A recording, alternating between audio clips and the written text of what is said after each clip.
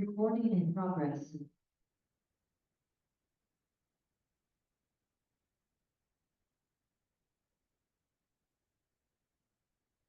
Recording in progress.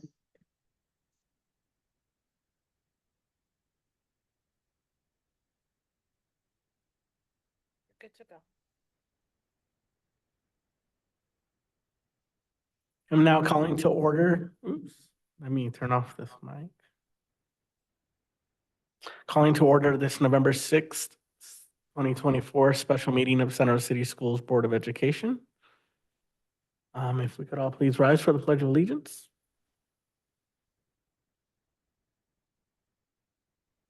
I pledge allegiance to the flag of the United States of America, to the republic which stands one nation, under God, indivisible, liberty. Thank you.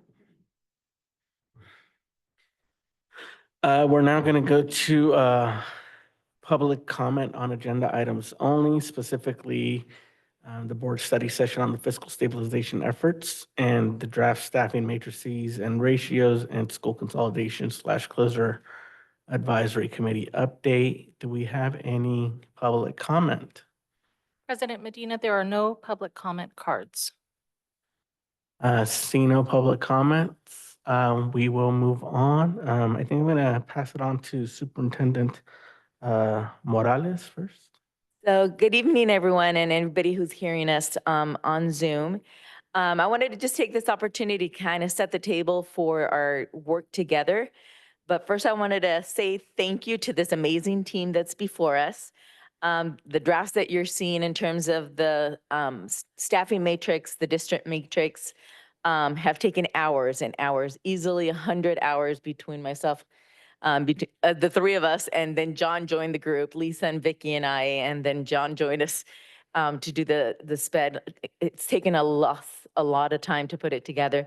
Having worked in large school district as well as small, I realized that what we were missing here was a way to easily see the staff at each of our sites and our various departments. So as the trustees are aware, one of the things I've been hearing from staff is the need for systems, protocols, procedures, and these staffing matrices are tools we'll be using to be more effective and efficient as we right-side the district and provide the detailed fiscal stabilization plan that we need to provide to our Sonoma County Office of Education. But also these staffing matrix will allow us to have incredible transparency with all of our stakeholders in terms of staffing allocation at each of our locations. And the team will be using it to also help us determine what ratios we want to establish as a district that will also allow us to be able to create equity equations and better align our LCAP dollars in a way in which serves the kids the best. So today's a table, normally if we weren't in this space, we would be in a big round table. So this is as best as we can do. It'll be a discussion with the trustees and the team as we work with following your directions and using these tools that we've created in order to achieve a balanced budget and financially healthy years for the district to come. Thanks. Thank you. So let's see. Let me get back to my agenda. Should we just go ahead and start digging in? Yep. Our associate superintendent and our assistant superintendent, one of them will get us started.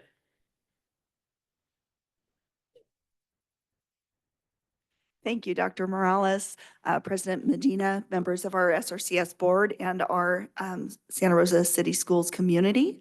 I'll go ahead and share screen in a moment. We did not prepare a presentation for this evening because it really felt that it would be more organic to really kind of walk through all of the attachments and provides, kind of click actually through some of the website references to walk through where we can find things and what things look like as we get started.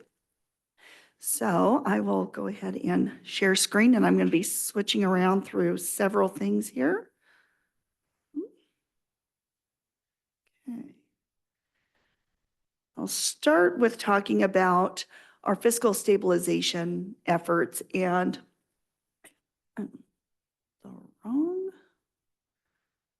too many things open. My apologies. I thought it was going to be faster to do it that way. but it doesn't label which one is which if I do it that way. Through our fiscal stabilization process, if you recall, back in June of 24, so this last year when we adopted our budget, the Fiscal Stabilization Committee, which has been meeting for a number of years, long before I was here, actually even prior to our Executive Director of Fiscal, Joel Danto. So it was set up a number of years ago because we've been in this situation before. It's been an ongoing process, and over the last 10 years at least, that each time that we have been on the cusp of really having to make deep, deep cuts, there's been one-time funds, whether that was through Governor Brown, through the backlog on the mandated cost payments, through COVID funding, through a number of things. We've always had kind of this little safety net and this rescue that has happened. And that's now expired. We've been talking for a number of years about the fiscal cliff, and the fiscal cliff has arrived. We've been, I know to many people it may have felt like we were crying wolf, and that just is not, we just kind of were saved in the nick of time many years. And now we're at a point where we have to get very serious about our fiscal stabilization. In June, at the time of the budget adoption, the shortfall after this plan that was adopted that did eliminate, it created a reduction and an increase in some revenues for assumptions of about $14 million for this year. After that $14 million, there's still an additional unidentified $20 million. And that's the work that we're doing through our Fiscal Stabilization Committee right now. Out of that were born several different things. And I'm going to actually talk for a moment. I'm going to hand it over to John Fisher with our special education, who's our special education executive director, that this year, one of the tools that we brought in was Dr. Bill Gillespie, who used to be the deputy director for FCMAT, the Fiscal Crisis Management Assistance Team, to talk about to take a look at our program. And I'm going to hand it over to John for a moment to walk through some of those things. And I'm going to stop sharing. I'll kind of go back and forth with sharing and not. Sure, thank you. Dr. Gillespie came here for a week, the second week in October, was here for 5 days, conducted an extensive study, looking at, among other things, staffing, class size, caseload size, staffing ratios, identification rate. Santa Rosa City Schools has a pretty high identification rate, well above the state average in terms of students with disabilities. Budget, expenses, policies, procedures, transportation costs, costs of students in non-public schools, and disproportionality as well. And he's sent me a draft copy, which will be finalized in the next couple of days. Outcome, he's provided a roadmap for the next 2 to 5 years with more than 100 recommendations. To a large extent, it's developing systems and procedures throughout special ed in terms of a procedural manual, getting everybody on the same page. In addition to that, there are certain areas that Business Services Lisa and I are looking at with respect to savings that we can realize more immediately. Some of those are potentially exiting students who are no longer eligible, having a more rigorous process for that. We also have a large number of contract aides for classroom paraeducators, et cetera. And so we're looking at staffing ratios in those areas. And then, as I said, longer term, developing a procedural manual is first and foremost, and then developing a more efficient, effective system that serves our students just as well.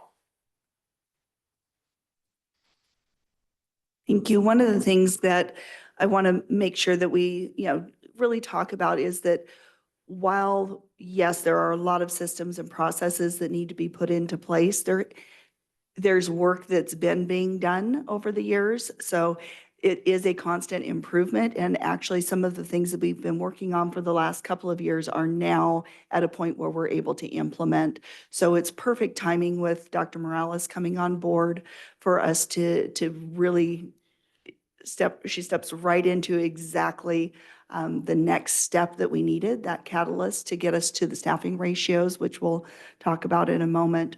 The big reason that we really need the staffing ratios is that we want to make sure that in the future we are thoughtful about why we're putting staff somewhere or why we're making a reduction. Something that happens quite often when we're going through fiscal distress is that we make cuts as a knee-jerk reaction rather than actually looking and being set up ahead of time that as we have declining enrollment or increasing enrollment, our staffing naturally shifts based on the plans that we've made and what the analysis that we've done to determine what's really needed.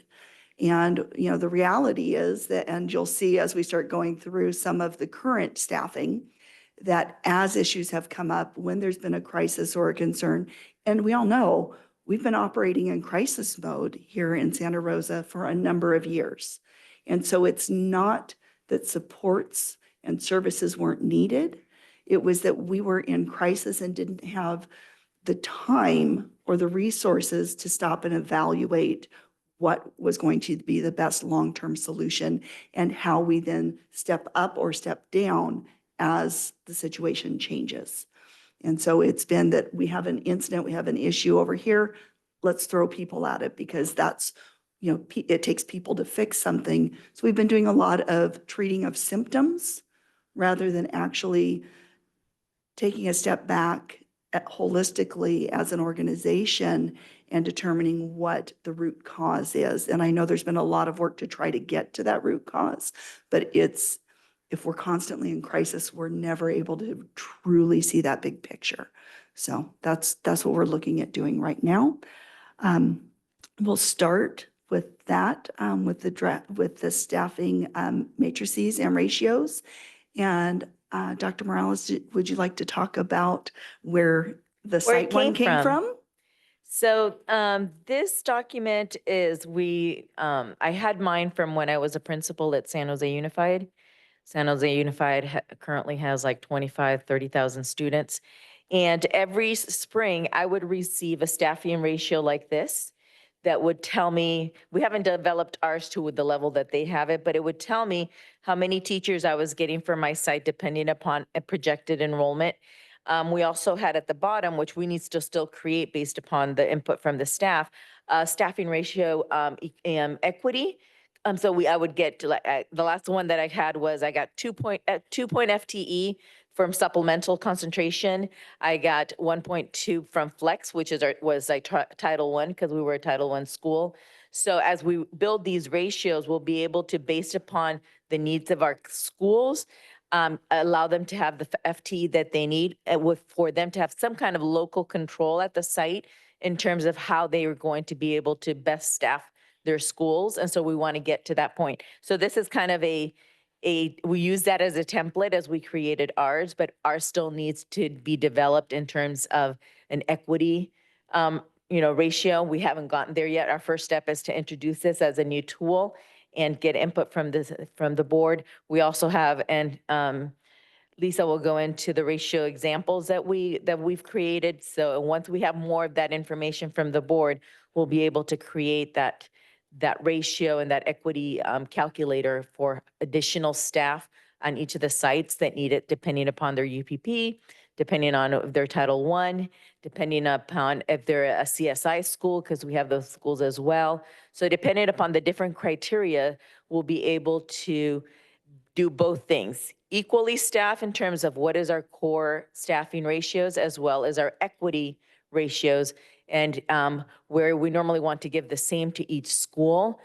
We know that some schools have bigger needs, so we need to be able to clearly show what that is and justify why certain schools might get additional FTE and other schools don't. So we're trying to get to that point, and this is the first step in getting there. Before we continue, I just received an email that highlighted the fact that when we posted this agenda, it does say that people could attend and comment in virtual via Zoom for tonight. So is that, Does it say that? yeah, I'm reading it right now. It says it. So is it okay to just ask right now for public comment? Anybody object to that? Or we already did it in person, but to ask online? Okay. President Medina, I believe that the template was from a previous meeting, and I apologize for that oversight, that it wasn't changed to our current template. But if you'd like for me to, let me know when you'd like me to call public comment. Yeah, let's just go ahead and do that now, since it was supposed to be the beginning and since we did publish that. There are members of the public joining us on Zoom and would like to comment on on the open session agenda only. Please raise your hand.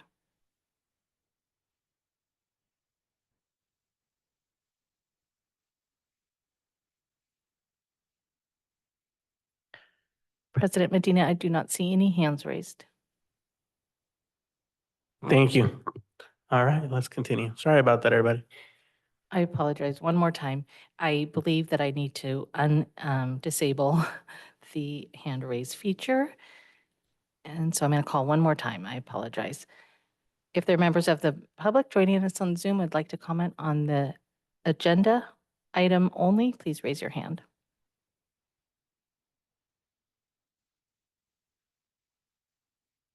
There are no hands raised. Okay, let's continue. Thank you. Thank you. Let me get back to sharing here.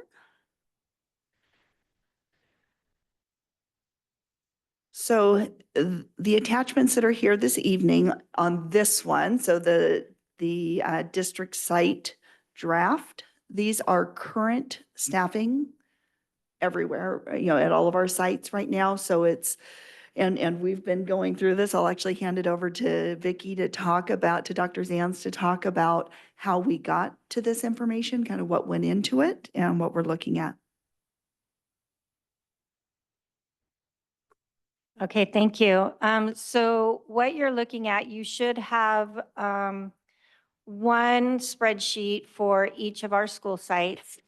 And this should indicate the staff that we have at each school site for all of the various positions. So if we look at Biela, for example, using our position reports from Escape, it will tell you, for example, in the red there, how many teachers we have. A number such as 1.5 for transitional kinder will indicate that we have one pure transitional kinder class, and the 0.5 means that that's a combo class that is combined with that 0.5 kinder class. So the 0.5 transitional kinder with the 0.5 kinder makes one class. So going through, you can see how many teachers or FTE we have at each of those grade levels.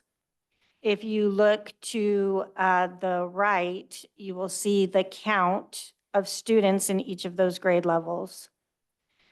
For physical education, those are itinerant teachers that usually go from site to site. And they see all of the students in grades 4 through 6. And then we have the music teachers as well that are also itinerant.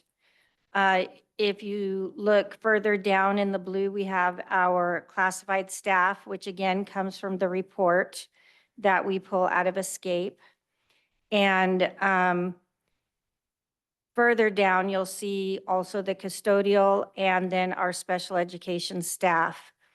So these numbers were pulled from the report for each of our school sites, all of the elementary, the middle school, and the high schools, and our charter school sites. We then sent this out to the principals to ask them to please verify that these are in fact the FTE that they have at their site for each of these positions. The purpose in doing this was really to get a basis for comparison of what we have right now at each of our sites before we move into trying to do ratios. So we wanted to get an idea of how imbalanced we are right now at our sites compared to each other. There is an adult to teacher, an adult to student ratio. That's not a teacher to student ratio that you see there at the bottom. That is an adult to student ratio. So that is how many adults on campus to students. That number is without the custodians, and that number is pulling out special education because we didn't want to duplicate. So you can see here on Biela that there is a 10-to-1 adult to student ratio. So for every 10 students on Biela's campus, there is one adult.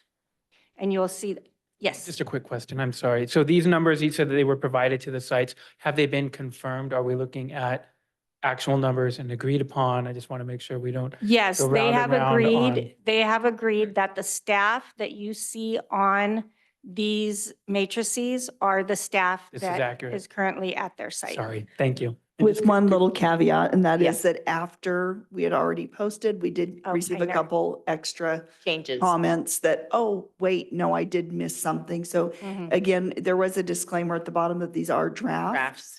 because of that reason, because we have Yeah. wanted Okay, to make sure. So so there are a couple. Little of minor, things. we're not talking, when you say this is a draft, it's not too drafty. This Not, is- not on It's this It's one. pretty no. solid. Just Okay. a, just pretty a solid. slight Little draft. draft on this Yes. one. There are other documents attached that are really in their very rough Yes. form, and Okay. we'll talk about those as we These get are to them. slightly drafty. For example, I was at Piner this morning observing some classrooms, and it was brought to my attention that we neglected to give Piner an admin assistant.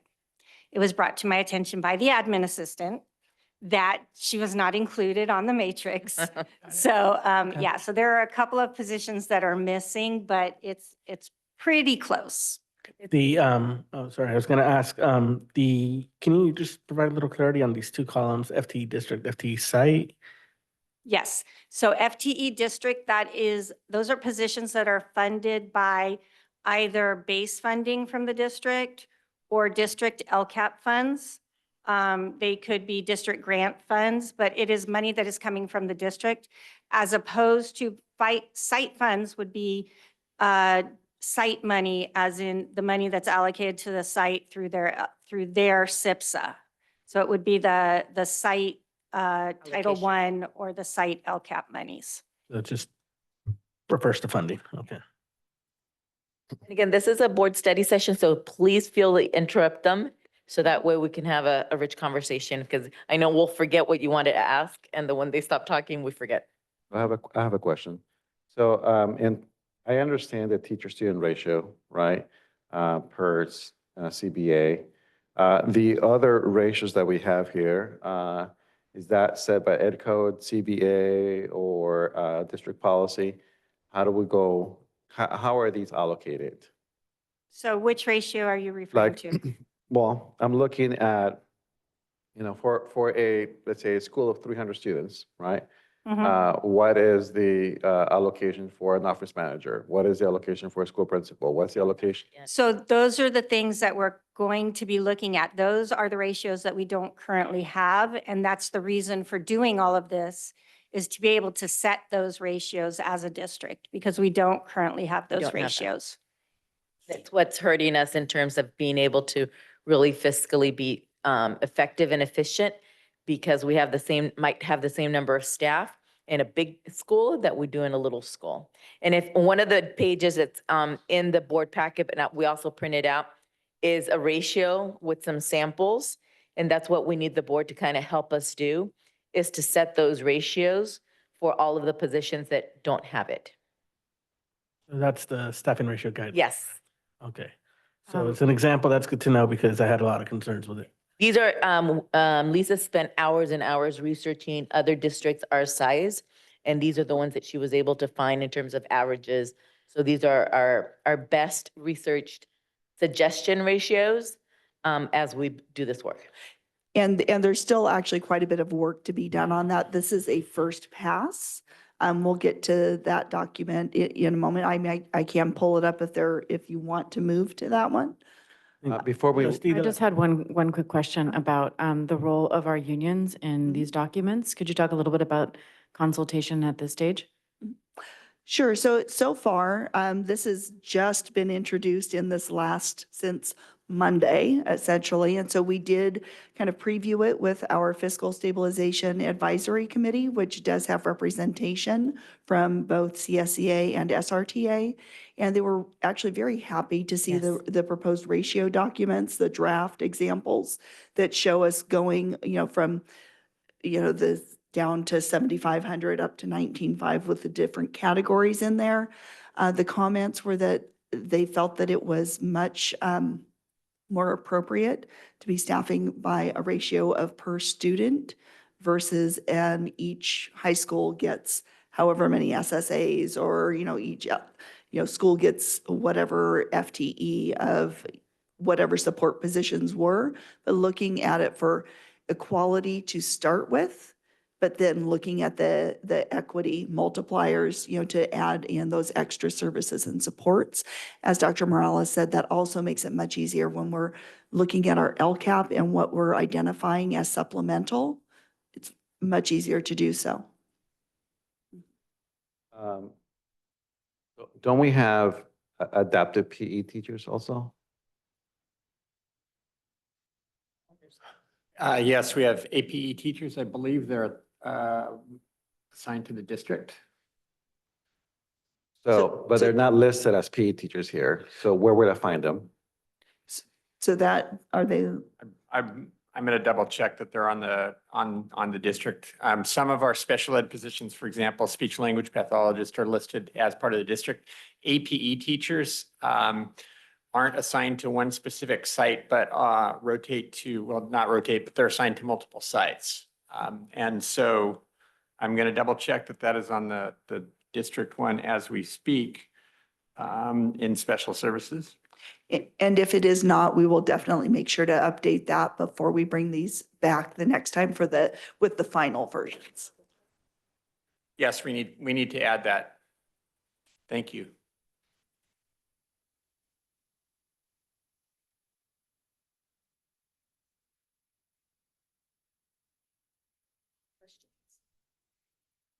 I think I'm waiting. Any other, yes? I said, I think I'm waiting to see what else was presented before Oh, I okay. deep dive into questions. We can spend time on this one if you like, or we can move on. I do want to talk about something that I mentioned earlier, which is being very mindful as we are making reductions or adding positions, that we understand really the work of what that position really is there for. One of the reasons that this really has taken so many hours and that it's not in place already is because a number of years ago, there was a position, a staffing and compensation position that was in HR that was eliminated. And I believe that was through some type of movement. I don't know, it was pre-me. Well, then the work was dispersed amongst many people rather than having one person who was responsible. And the issue with that is that then everybody's plate gets full and there's not the attention to detail or the system to make sure that the work still happens on a regular basis.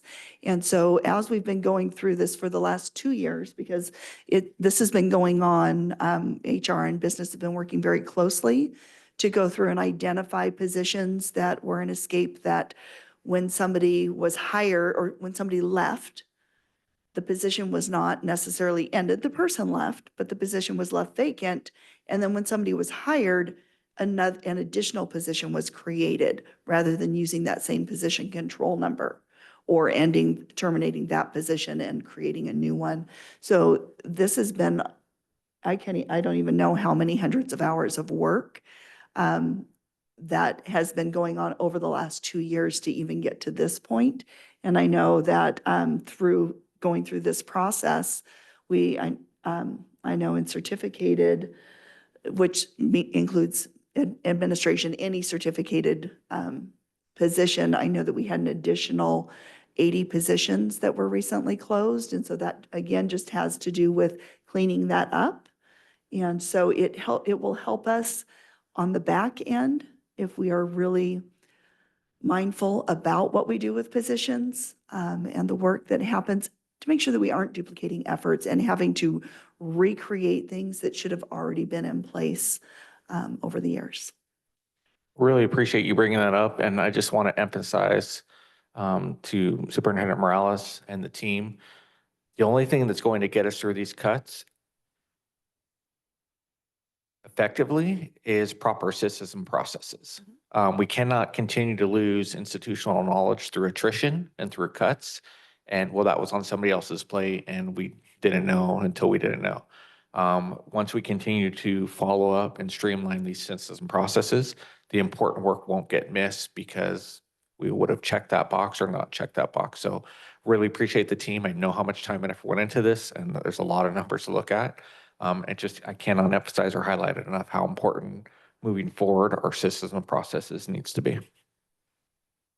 Yes, one of the things that each department will be doing, not just SPED, is creating a manual so that we don't lose that institutional knowledge of how we've done the work that's gotten us to a better place. So we are definitely building procedures and manuals for each department. So, quick question. So the first document that y'all showed was the fiscal stabilization plan. If I could go to that document, I have questions on that.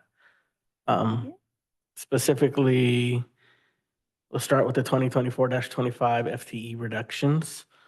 I see 5, 2, 7, 55, 57 positions. So that's positions that are being cut this year. Are they already unfilled positions or? So this is the plan that was adopted in June, which included the reductions that were made at the end of last year. So those were the reductions made in March, the preliminary notices that were then finalized in May. So this is last year's for this year. So all of the things that are in here were assumptions for this current year. And I will share that, and Vicki can probably speak to it a little bit better, which is that while these were the positions that were reduced through a layoff, through that reduction in force process, there are other positions that when we ended up with lower enrollment, that we did not fill or that we split people between sites. And I'll let you go ahead and speak to that. Yeah, so those are the positions that we did not fill. And then once we saw our actual enrollment, the actual students that showed up, there were some school sites who did end up needing more teachers or had vacancies that had not yet been filled, and other school sites that were overstaffed. So we did make a significant number of moves at the beginning of the school year to transfer students from teachers from one school site to another school site, rather than hire teachers at those school sites. So we do have a few teachers, very few, that are split between a couple of school sites. We do have one counselor as well that is split between 2 school sites. But in doing that, we were able to be fiscally sound rather than hiring people to fill those positions and having classes at other school sites that were extremely, extremely small. So looking at this the way that I'm reading it, then the 25-26, a lot of these total reductions is just a carryover of the savings from 24-25, which, with the except of the closure, which then makes me wonder, the 23 whatever million that was on that budget that we approved in June, is that on top of this 14? So we still need to identify another 23 million on top of this 14. Yes, so the 23 million was actually at the April 3rd interim report. And so we were able to, by making some assumptions and creating our fiscal stabilization plan, at the time of budget adoption, that number had shrank a little bit to right around 20 million. So that's a good thing, that it was only an additional 20 million after these reductions.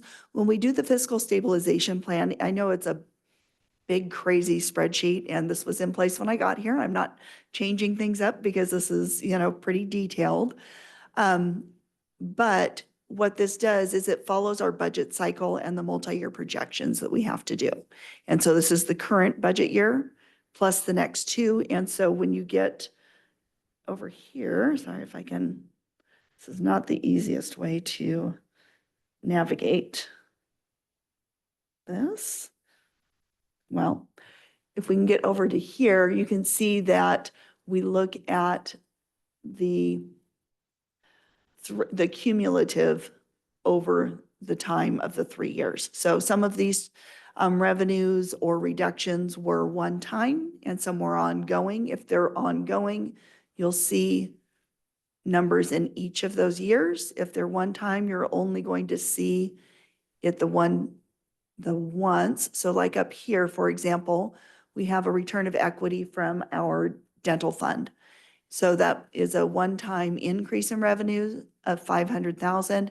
You don't see that repeated across here. And so once we get to the total 3-year savings, it was only a 500,000 versus if we look at increase private pay costs for the child care program, that's an ongoing increase.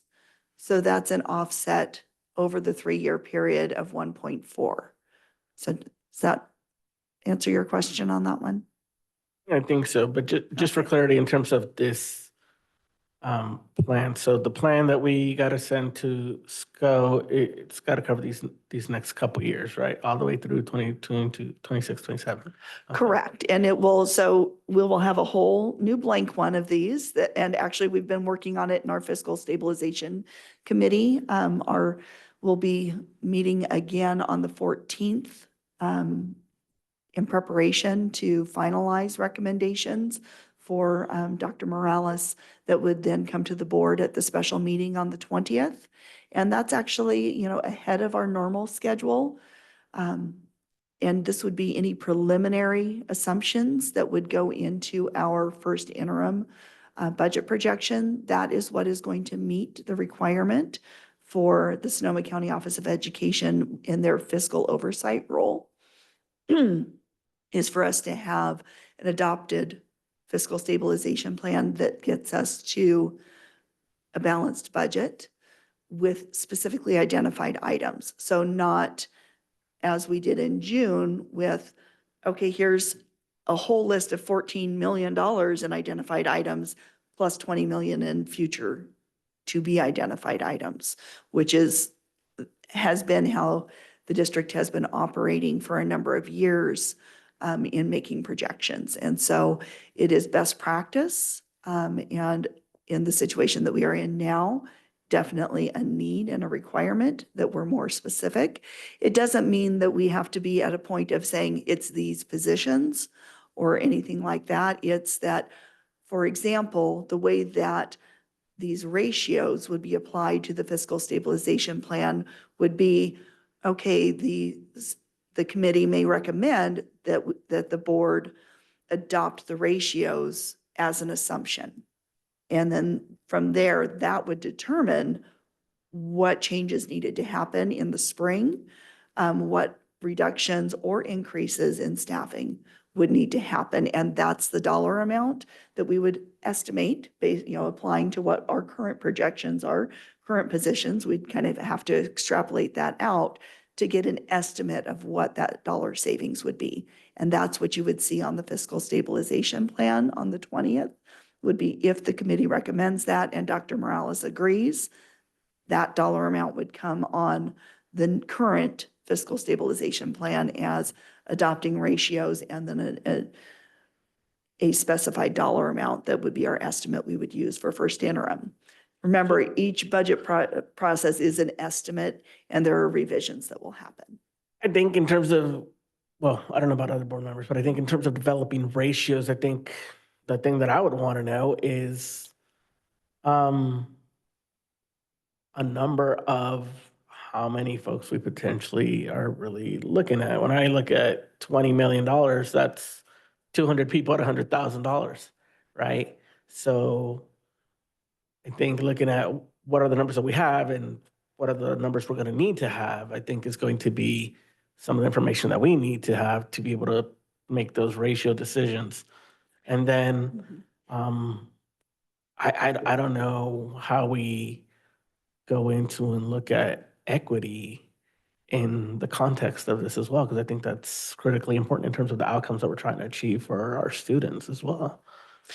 Absolutely. And the goal is to stop the knee-jerk reactions with either reductions or increases and throwing, people at problems rather than identifying what the real need is. And so that's part of the reason for it taking so long, is trying to be very thoughtful about what the need is, what are other districts doing, what is the standard, what are recommendations, because there are some positions that there are recommendations for. Whether it be in, excuse me, sometimes you'll have industry standards, there will be different things. And some are absolutely codified in our collective bargaining agreement or an education code. So it's comparing all of those different things. One of the things that would naturally happen as well, which we'll get into, has to do with the school consolidation and closure committee. And so looking at what I expect will come out of the fiscal stabilization committee based on the conversations we've been having is a dollar amount that they would recommend to realize in savings from school closures. And then and then another dollar amount that would be based on adopting recommended ratios. And then, and it's so these really big overarching items that are not simple and small. We do have some, easily identifiable things like, changing imprinting practices, or, the way that we, obtain substitutes for administrators for 1 or 2 day absences. There are some small things that are easier to implement, but when we're talking honestly about 10% of our budget, that's much bigger, because remember, we also, in addition to the 20 million, we also have anything that we expect to be able to negotiate with our classified, staff, our CSEA. We also have other groups that haven't received increases yet either, which are the supervisory and unrepresented, our professionals. Are confidential for the current year for 24-25. And then in January, we start again with all of the unions for 25-26. When you think about, we have Teamsters that, a new organization. So really we're looking at 20 million is the very minimum number just to hit the fiscal stabilization plan. That's not to include these other things that need to happen. And so, again, we want to be very careful about continuing a system that is creating the reactions that we're responding again to the crisis. Because if we only ever identify just the minimum to get there, we will always be in the same crisis scenario. And this is the conversation that we've had in fiscal stabilization as well. Is that, sorry, it was just really bright. In fiscal stabilization as well, is that if we are only ever meeting that minimum of 3%, that's roughly 8 days of expenses in the bank. It's actually costing us money to do that, because we are having to do treasury loans, lines of credit. We're losing our interest on that, so we're not receiving income. And then we're borrowing internally from other funds. That's fine, that's normal. Most school districts do that for cash flow purposes. Because the bulk of our funds come in December and in April. The rest of it kind of trickles in. Any federal money, we usually have to spend before we get it. So all those COVID dollars, we're now going to be getting to replenish that will, help us to actually have the cash flow to operate. That's kind of, it's not the way that you would want to operate your finances at home. But that's, I just want to make sure that as we're having the study session and talking about really true fiscal stabilization, it's not about just making short-term cuts. It's about setting up the district to have the ability to focus our resources, to reimagine how we are serving the needs of our students and our communities, to be better than what we have now by being able to focus our resources in a smaller, not necessarily a smaller set of services, but in a smaller way, that's not trying to be everything to everyone and solve every problem. We can do anything, but we cannot do everything, which is what we have been trying to do. Yes, and I'm sorry. Go ahead. I've been trying to figure out, and as I was looking through all of these numbers the other night, I just want that piece, I think the expectation is that we do everything. I think that's the public's expectation, is always that we need to solve a problem. We need to solve a crisis. And we've never done a very good job of getting ahead of that and explaining it. And so I'm just, as we're going into the next couple of meetings, and as we're coupling this with consolidation, like, I'm just wondering, how are we going to do a better job of messaging it? We have a community, a school community of folks who react to what we do. We have some folks who are joining us tonight, but they're all our people. The community doesn't tune in to school board meetings as a whole. They're not really following this. We have been talking about this fiscal cliff and approaching this fiscal cliff for as long as I've been on the board. The document that we're using is a document that was here before I was on the board, right? It's not new to me. We've been talking about it, as you said, Lisa, from long before you were here. And now it's come, it's here. And so I'm wondering, and I'm wanting to maybe even give a little bit of direction to our superintendent as we go into the next couple of meetings with a new PIO officer as well, is forcing this narrative so the community is paying attention, so that we don't fall into the situation that San Francisco Unified is in, where suddenly people are like, how did this happen? Right? Well, it's been happening. We've been talking about it happening, but nobody listens to school board meetings. Nobody's following this for 3-4 years, right? You can talk about declining enrollment, you can show numbers and you can show charts, but until we have to address the crisis, nobody's going to pay attention. I'm wondering, as we get into the next couple of meetings, if we can have the superintendent do a close to home piece in the. We're already on it. So we've already started working on an information campaign.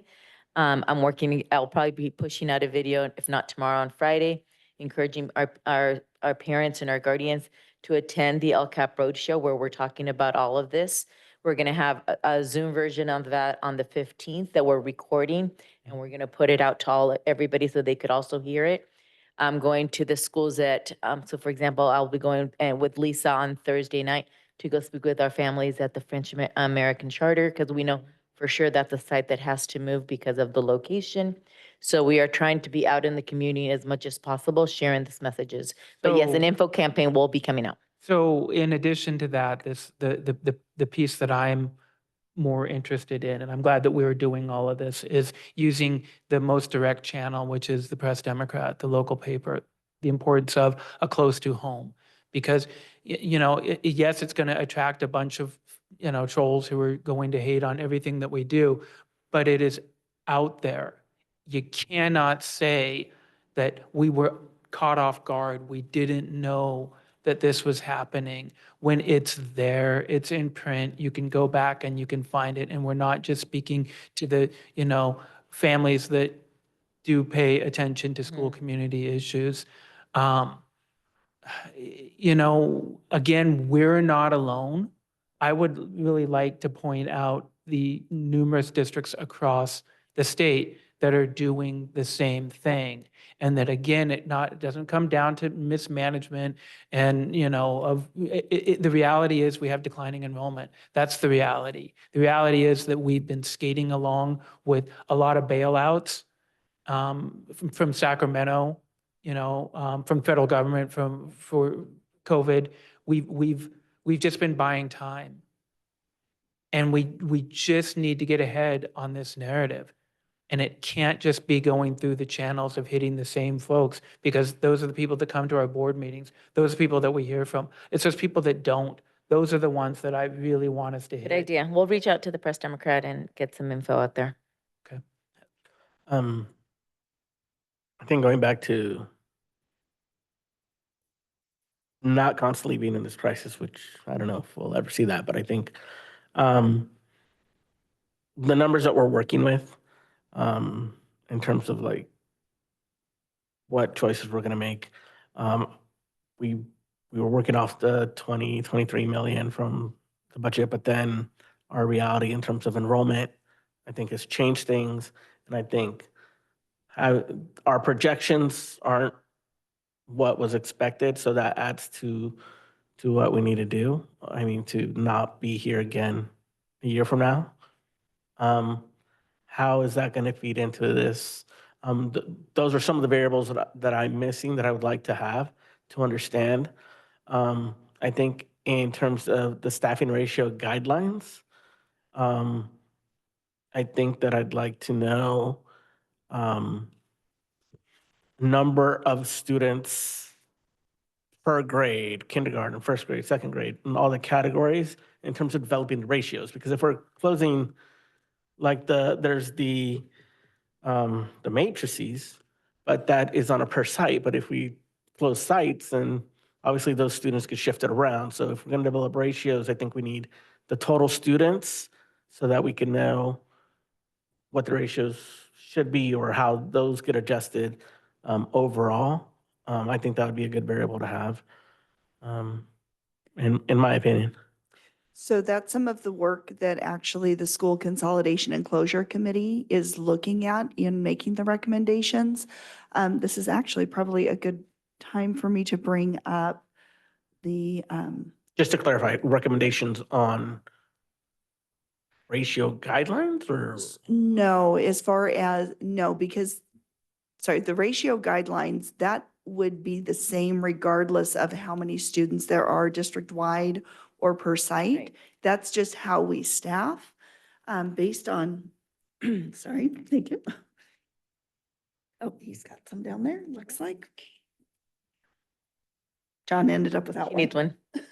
So No, I think in sorry. terms of, I guess to try to get to what I'm wanting to understand, knowing how many students total we have, and then the ratios, and that'll help me put it in the context of how many actual positions we need to cut. So if we know how many positions we potentially need to cut, then that feeds into determining what the ratio is, right? Based on the number of students and adults. So the best practice is actually for it other to be way. the opposite. It's the other way. It's that you develop the ratios first, and then you that tells you what you need to be able to operate, to plan, so that you're not doing because if we do it, what you've just said is exactly what we've been doing, which is what has created this continual cycle of having to reevaluate that, rather than having a standardized set of ratios that your staffing will automatically fluctuate. You'll know ahead of time how many reductions you need to make or how many positions you need to increase and where, based off of where those students are coming in at and as they move through our system. And yes, our projections were definitely not as close this year as they have been in the past. We saw some surprising impacts, I would say likely from some bad press and some incidents that have happened over the last couple of years. We saw some very localized movement, in addition to some other changes. But if we have, again, these standards, which all of these in this section here are actually in our bargaining agreement. So that's where, some of these we were able to pull very easily. Okay, it's in our collective bargaining agreement. That's easy to put in here.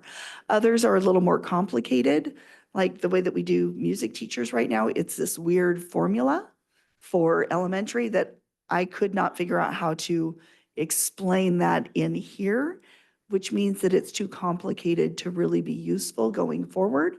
And that's a way that we need to be able to boil that down to what's the appropriate ratio for that. It's likely based actually on the number of teachers rather than on the number of students, because we're using our music teachers in the elementary to provide prep periods. So there's a way to simplify these things that will really set us up for success and to smooth those changes. We'll always have our ups and downs. We will always have times where projections come in lower or higher, than actuals, because that's exactly it, is their projections, and we have to be able to adapt. This is how we would know, at least within, a few people, of where we should be. So that's really the best practice, is to have your overarching, especially if we look at, and this is where it's really not very fleshed out yet, which is the district side of that one. Let me get to it.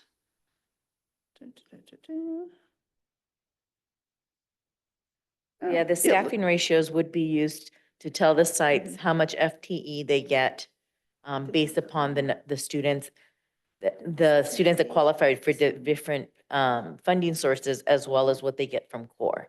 So the ratio sheet would be our kind of our true north in terms of funding sites. And I'm going to stop sharing for just a moment, because it looks like the second page of that worksheet actually didn't display or didn't get attached. When I did the print to PDF, I must have only hit worksheet instead of workbook. So the other one is an important thing for you to see. It'll take me just a second and I'll be able to share it. Are you talking about staffing ratios or? Yeah, there was only district. one. Yeah, and it was a 2-pager. So give me just a second here. My apologies. I just don't want to. Yeah, that's odd that it did that. And I was printing so many things that I just obviously hit worksheet instead of workbook. And could we make sure that this additional sheet gets added to the minutes? Absolutely.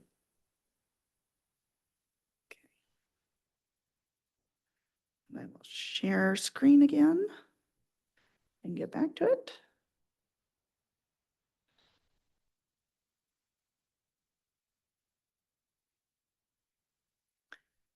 So then we also get into, so here's our site staffing. And again, so the site staffing, some of those are kind of hard and fast, and some of them are Could you based on share best. that like digitally so we could see it, just because it's too small on there? Yeah, this is actually the one that was attached. I'm going to switch to the other page in just a moment, and I'll try to, can you see that one? Yeah. So this is an example, and now I see why you didn't see what it was that I was talking about. So my apologies. What we did is several things, Dr. Zanz and I went and looked at multiple different districts, and then also started doing some online, some research as what are standard staffing ratios for in these different positions for school districts within a particular, similar range as us, and similar unduplicated, a large English learner population, looking at those. And then kind of extrapolated some of this out. Some of this is based on current staffing change. This is truly just an example. This is not a recommendation. This is just for discussion purposes this evening. And that would be looking at this if at some point in the future, we drop all the way to 7,500, or yay, we grow and end up, towards the upper end of 17.5 or 19.5. kind of how shifts would need to happen within departments and within each of the different positions and percentages of FTE or different types of positions that would, be required. So for example, there are things on here that we don't even have yet, but trying to predict what's common in districts of this larger size. You would have an additional person in communications and some clerical support that really we don't have right now. The reality is there are districts our size that do have those. We're not in a position to add that. So it wouldn't necessarily behoove us to add that in here now on our planning document. It also shows that, it's some options for reducing titles as we go through, depending on how things shift. Do you need, necessarily, I'm trying to think of where we got, or would you need more? So thinking back to at a previous time, we had an assistant superintendent for special services, and that might need to be brought back if we were to increase versus when we decrease, we drop that down to an executive director. So that's just the thought process and truly going through and listing all of our district services by division, by department, all of the positions. And then another thing that needs to go into here and would need to be updated you want to look at this every couple of years to make sure it's still relevant. I have just a follow-up. Sure. Okay, so this is great information, right? So is there any way when you put this in the minutes, because I think, we have the different types of, size of districts, right? And then ours is here, right? It would be nice to have a column, that says Santa Rosa City Schools, and this is how many positions we have in these categories, right? Instead of us trying to find it through this other spreadsheet. That'd be nice. Thank you. Yeah, so we can do, so actually, if we go to the other spreadsheet, give me just a moment here. And the staffing ratio that she just shared about the district, those are our recommendations currently, like we are recommending, like we're working on these.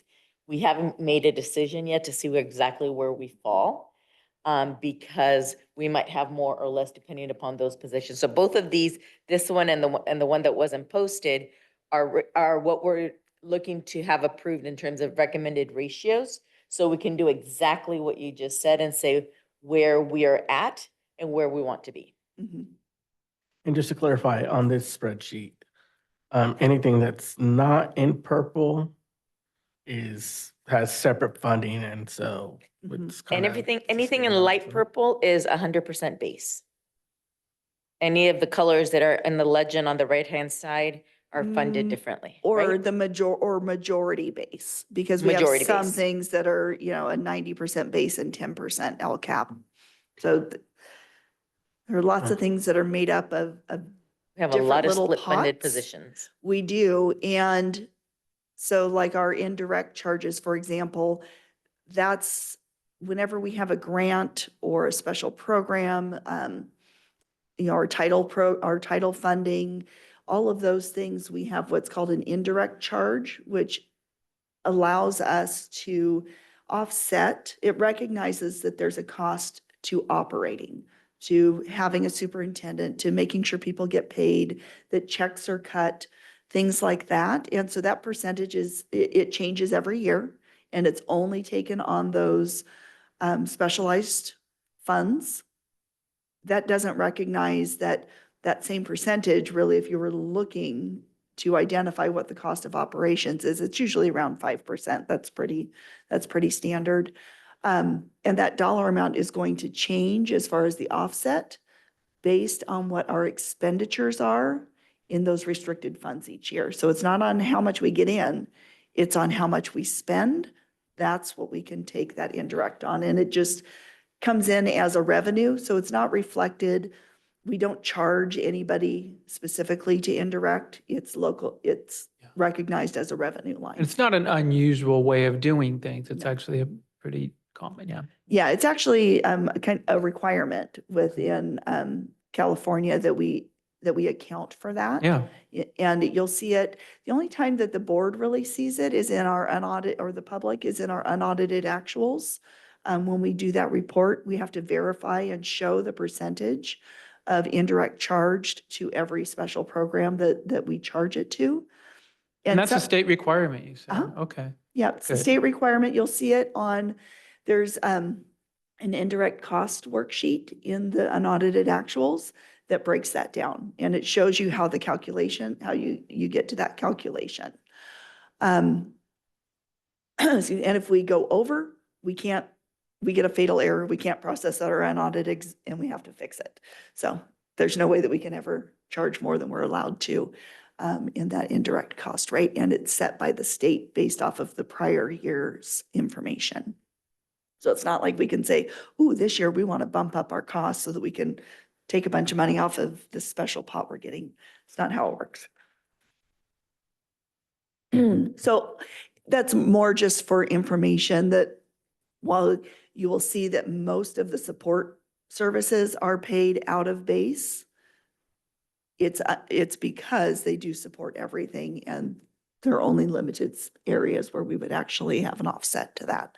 One thing that is something that we'll be looking at is making sure that when grants are being applied for or when we're going for additional funds, we want to make sure that we can charge indirect, at whatever the allowable rate is to help offset some of those costs.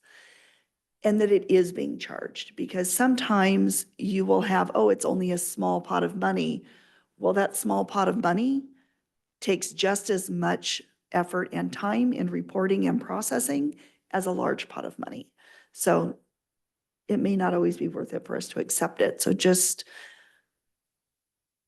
some other nuances and points there. So this is currently what we have. Again, these are draft.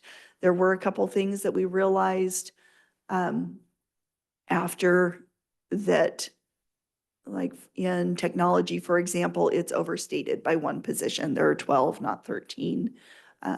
We had a reclassification in there from a technology assistant to the lead technology assistant. So there should be 7 here. It wasn't removed from that. So there are little things like that that will come back to you as we move forward. This will be cleaned up even further. So I've got some thoughts. This is a discussion session, and I don't know if this is possible or not possible, but it's continually brought up, and it is absolutely true that we are not the only district suffering through this. This is a statewide issue. This is a nationwide issue. We actively have 10 school districts in the city of Santa Rosa. We are the largest, but we are one of 10. What steps do we take to have discussions with, collaborate with, brainstorm with our feeder districts and other districts? We have such a list of outside vendors that we have to bring in and sign contracts with and spend money with. We're not going to get that $20 million on staffing alone, nor should we try, because they're a very valuable resource. So we really have to look at this proactively of where can we save money? How do we spend the money we have smarter? Do we have any relationship with our other districts? Like, why are we all operating on isolated islands trying to fix the same problem when there could be an opportunity to work together on some of these things? Transportation, childcare, tutoring, mentoring, special classes needs. What are our thoughts? So unfortunately, we are, yes, separate districts, and there are some things there are things we collaborate on. For example, we belong to several consortiums, and that is us operating collectively. Even when you think of, say, RESIG, our insurance JPA, that's a collective of all of the districts in Sonoma County, plus one from Marin, and we pool our funds and resources, and we self-insure for the first $250,000. We also have our workers' compensation and other things in that way. And so we actually have equity in that JPA. And one of the things that you'll see on the fiscal stabilization plan that was adopted in June was a return of some of that equity. So that's one example of how we work together, and we attend those regularly. Currently, I would say SELPA is a way that we do that. We are also working on, I know I got a draft from you today that I haven't gotten to review yet, for providing services for special education, and I'll let you talk about that. And currently setting up meetings with some of our feeder districts, including Roseland, Bellevue, Wright, and I think Mark West for exactly this purpose, to talk about common interest with respect to special education services. With respect to SELPA, one program that we operate on behalf of the SELPA, of course, is the DHH program, which is funded off the top by the SELPA. One additional point in terms of collaboration at the SELPA, currently working on a new fiscal allocation model, which is, again, another example of collaborating with other districts. Now, truth be told, we're fiscally, that's probably going to have a little bit of an impact on us in the coming years, but those are some examples. And certainly we're looking to develop partnerships in special ed with our particular feeder districts, more towards the west side of our district, I would say, who have a common interest. Also, last year we did have our first round of articulation meetings with some of our feeder districts. Some were not interested in meeting and discussing, but we did meet with several where we talked about, all of cabinet went and all of their cabinet were there, and we talked about what's the experience that your students are having with technology in the classroom. What do you use as a messaging platform? What curriculum? What, how's your food service working? All of these different things that we talked about, so that, for one, we can try to align where we can, but also it helps us to better adapt as those students are entering our secondary schools, to know where are we meeting these kids at. So there's actually a lot of collaboration and conversation that happens back and forth unless we were to get to a point of consolidation. I don't know how extensive that participation will be from other districts. I think, So it's such a scary word, this consolidation, and we've got a lot of negative reaction when we try and bring it up. We were just trying to get the county involved to discuss it and put some legwork in, and we immediately got a handful of feeder districts saying, no way, not us, we're not doing that. And that just shows the inability to understand the problem that we're trying to tackle proactively. I really want to see focus. When we try and do everything, we end up over-expected and underfunded. We cannot do everything. We cannot afford to do everything. So what can we do? And what we do, let's do it right and do it smart. sorry. Okay.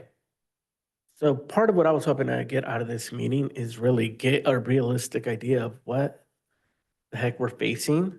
I don't think I have enough information here to do that. I mean, we have 2 more regular board meetings before we have to have this plan to the county. So I guess my question right now is, what do you all need from us?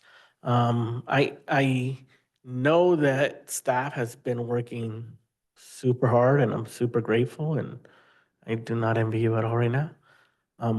But this is a difficult decision, and I know that I want to be able to process and simultaneously be transparent as much in the process, make sure that people know what's coming.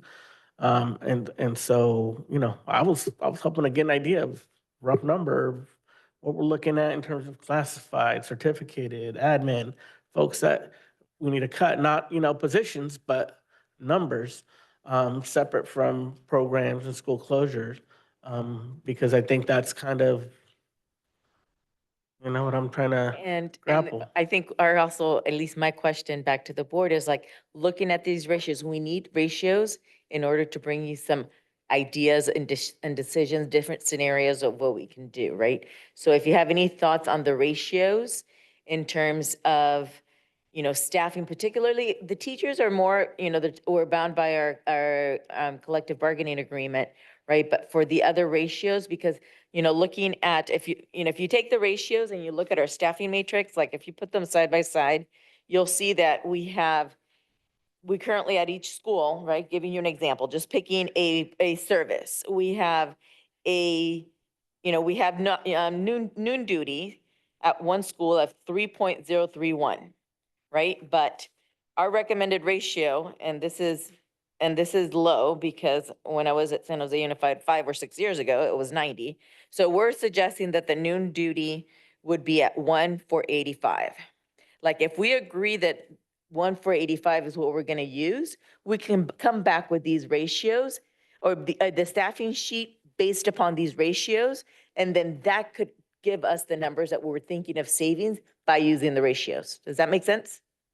So like, and that's the case as well. So another example, if the counselors are one counselor to 400, right in the very first stop, and just because it happens to be in alphabetical order, Biella, they have 233 students, but they have a full counselor, right? So if we were going to go to this ratio, we would adjust the counselor at Biella. So that's why the ratio is so important, because it helps us build the staffing matrix that we want to see. I'm really curious about, this can be a massive surprise to everybody, about the equity calculations that we would use to modify the ratios per site.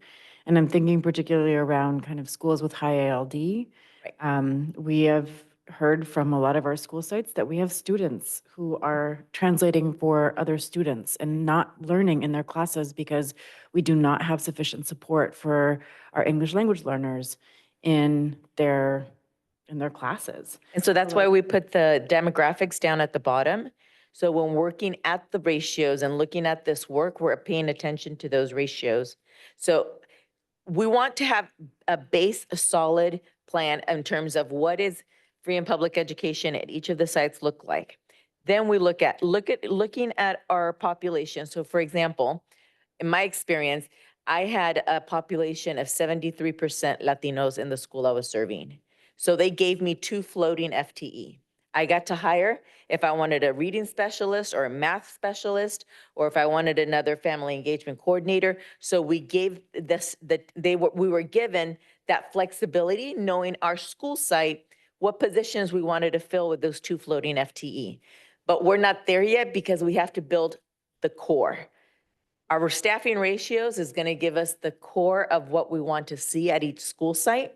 Then we can have the conversation based on if we're going to go EL percentage or if we're going to go UPP percentage, we want to give those school sites 2 floating FTEs, right? And then the sites could use it as they want, or the board can decide, no, with 90% UPP, they must have these 2 positions, right? So it's how we want to do that equity equation, but we're not there yet because we don't have a solid ratio foundation of what we want at every school site to know then what equity equation we want to give. Yeah, that's actually the intention around LCFF.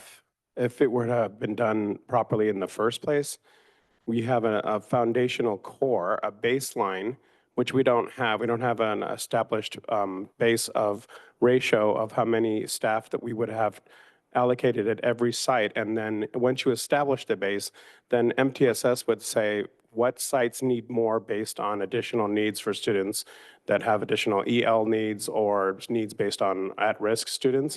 And then you would allocate additional staff based on that. So then you would give them additional, either additional LCFF, or some districts just would give them a choice to pick an additional staff member. You could pick additional EL staff or pick an additional instructional assistant, a paraeducator, because that staff might need, because of the additional needs that a particular population would have at that staff. That was the intent of that in the first place. And districts like San Francisco Unified had the weighted student formula because of that. Right. We just don't have the base, we don't have the actual ratios established yet.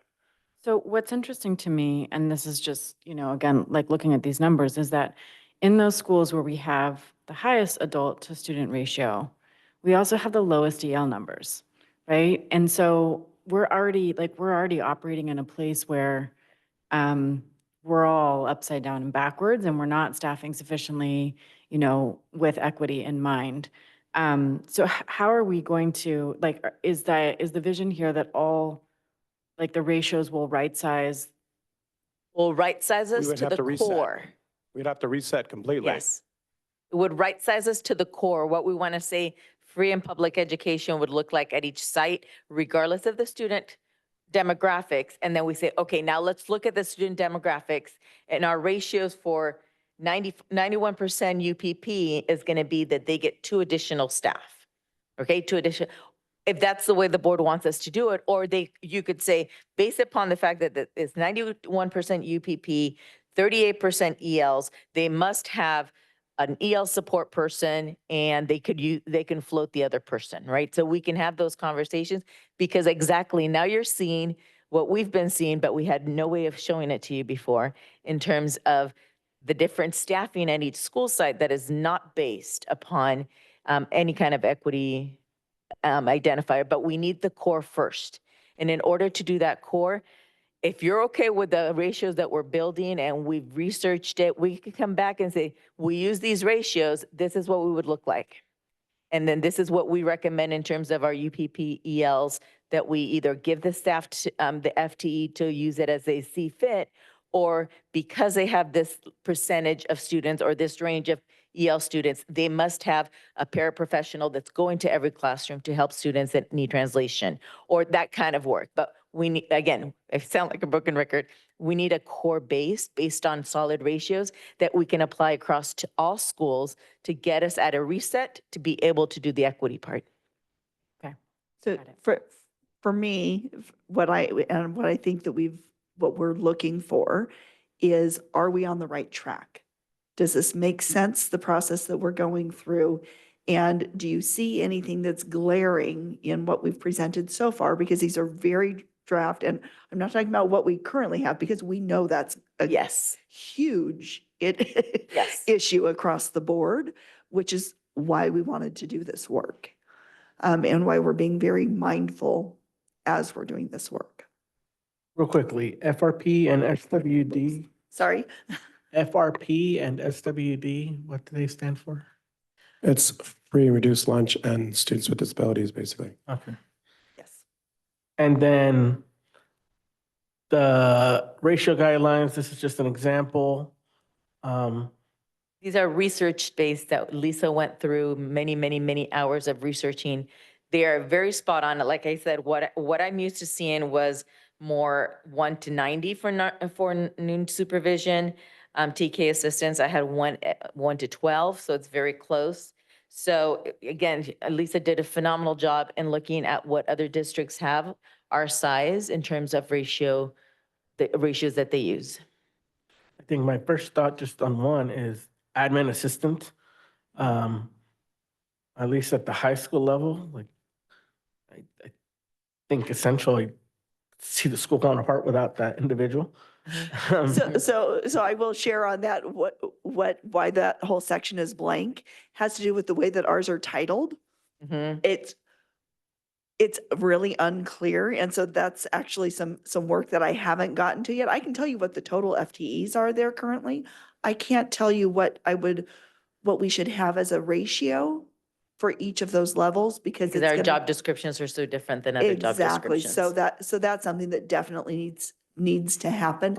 The administrative assistant, so for example, elementary, it's called an ESOM, an elementary school office manager, which is not the administrative assistant on there. It's one of the other ones, which I don't know. That's where Vicky and I, why we're having to, stay hip to hip for a while, working through this. And again, this is where that staffing and compensation position is critical that hasn't been there, because we wouldn't have had to recreate this.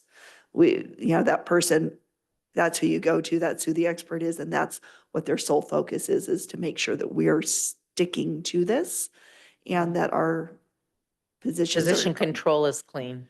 It is. And one of the attachments that I include, one of the links that I included is to FCMAT, the Fiscal Crisis Management Assistance Team, to their their indicators of fiscal risk. And I encourage people, the public and all of us, to look through those and see how many of them actually apply to us. It's substantial. And the majority of them have to do with process, procedures, and with people being able to do what they're tasked to do. It's really important that we each have a role, and making sure that we're meeting that. When we aren't serving our roles and we're trying to, pop in other places, we're not able to focus on the areas that we need to. And, that kind of goes across the board. Yes. I have another question around the NA. Mhm. Are you saying that there's no standard across the state for ALD teachers in TK through 8? Currently, we do not have that. That doesn't mean that we wouldn't necessarily recommend it. I'll let Vicki just speak to that a little bit. So the NA for the standard TK6 for ALD and newcomer teachers is because in elementary school, they are in the general education classroom. So it's not a pullout. It's not that they're in their own segregated classroom. They're in a classroom with English-only students and English language learners of differing levels. And then they are getting designated ALD instruction or ELD instruction in either a pull-out model or a push-in model. Whereas at the secondary level, there are class sizes because those are separate periods where they're having those classes. So those are self-contained classes. So it would be a period of newcomer English would have a ratio of 1:16. Whereas at the elementary level, that is integrated within a regular classroom with other students of differing English levels. They're not separated out based on their English level. Partially because we don't staff elementary by period or section. Right. But couldn't we still have a ratio, even if it's a push in or a pull out? Because I mean, that does affect how Or if much it's integrated. time that person can spend with those students. There's no ratios at the elementary level based on English language level. There's only ratios based on class size. It's not the way Ed Code is written. It's combined classrooms, and teachers are expected for ELD to divide by grade, by level of proficiency in English to do their designated ELD. I've never seen any staffing in an elementary ever done by split that way. But what was indicated was that it's by pull out, right? So who's doing the pulling out, and what's the title or the FTEs associated with that? So we have two different versions. So, and I am against pullout, so just putting that out there. The way many of our our elementaries are currently doing it is they'll take 2 grade levels. It could be second and third, and they break up the kids in terms of their different levels, and they mix the kids among the teachers. So there'll be a teacher that takes levels 1 and 2, and there's a teacher that takes levels 3 and 4 for designated ELD. That's usually the way it's done at the elementary.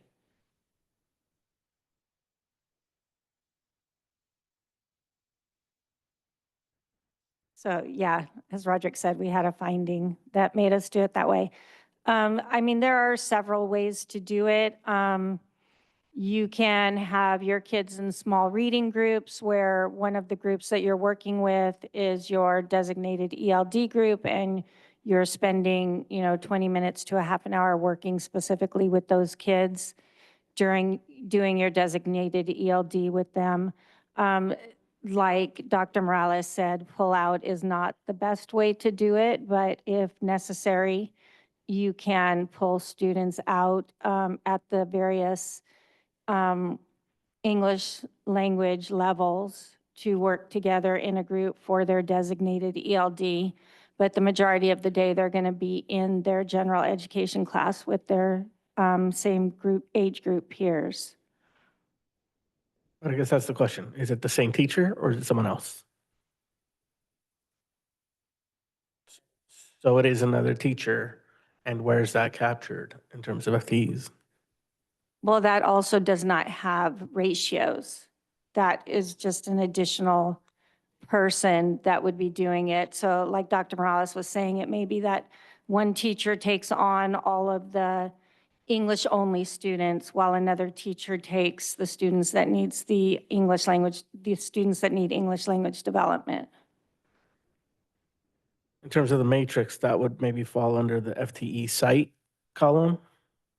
Or, So currently, the sites do receive allocations and hire staff.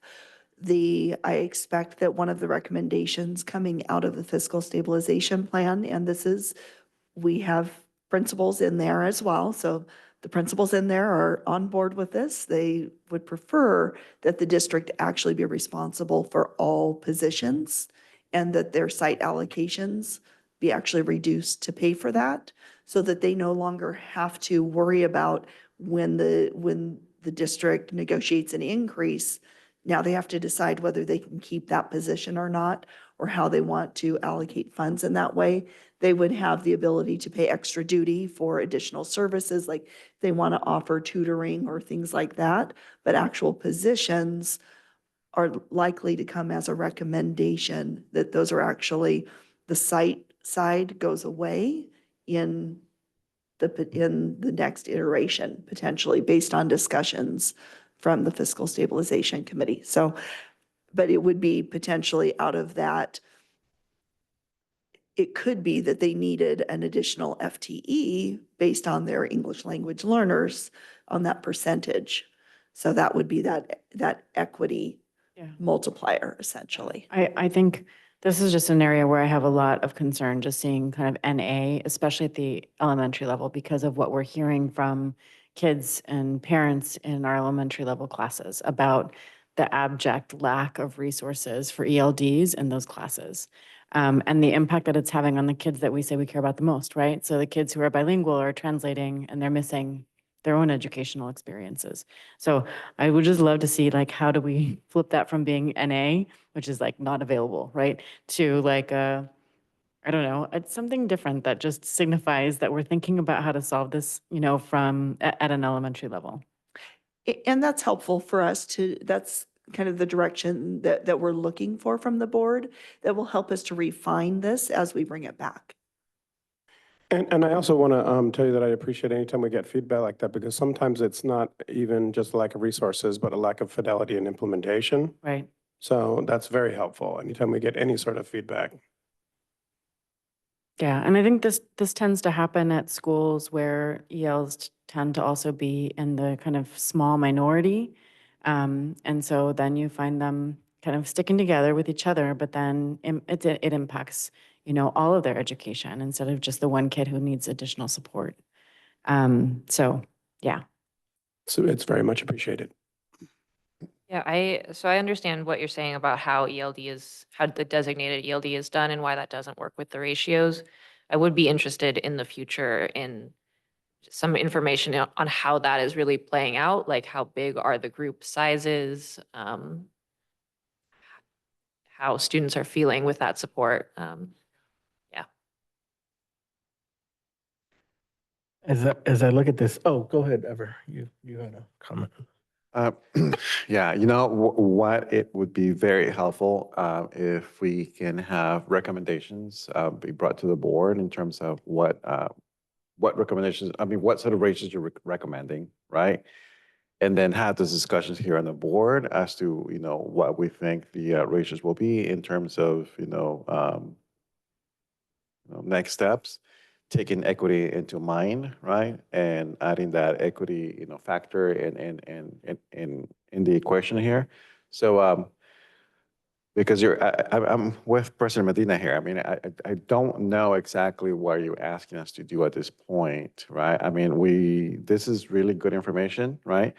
I thank you, because now I see what each site technically has, right? And some have more than others in certain, like some schools have office managers, some schools don't, right? And so, but I still need to know exactly, what is the recommendation from our staff to move forward. We may not necessarily agree with the recommendation, but I'd like to hear those.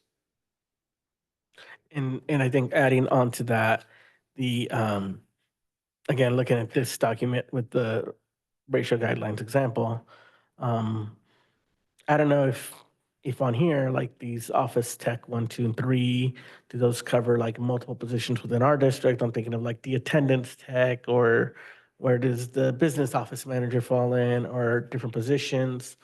Yes, Those types of things. exactly. That was my problem with getting that in there. All in a really nice long text message.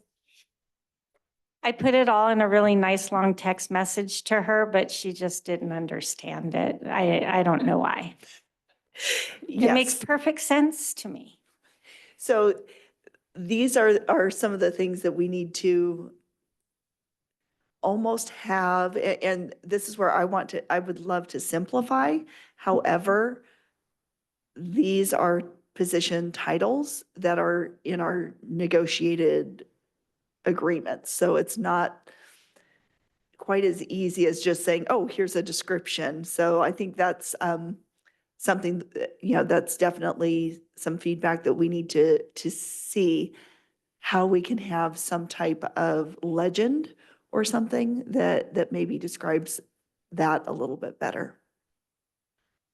Yeah, that and the work that's done, and I'm thinking, like with attendance tech, I think that's a critical position that ties It's into one of those.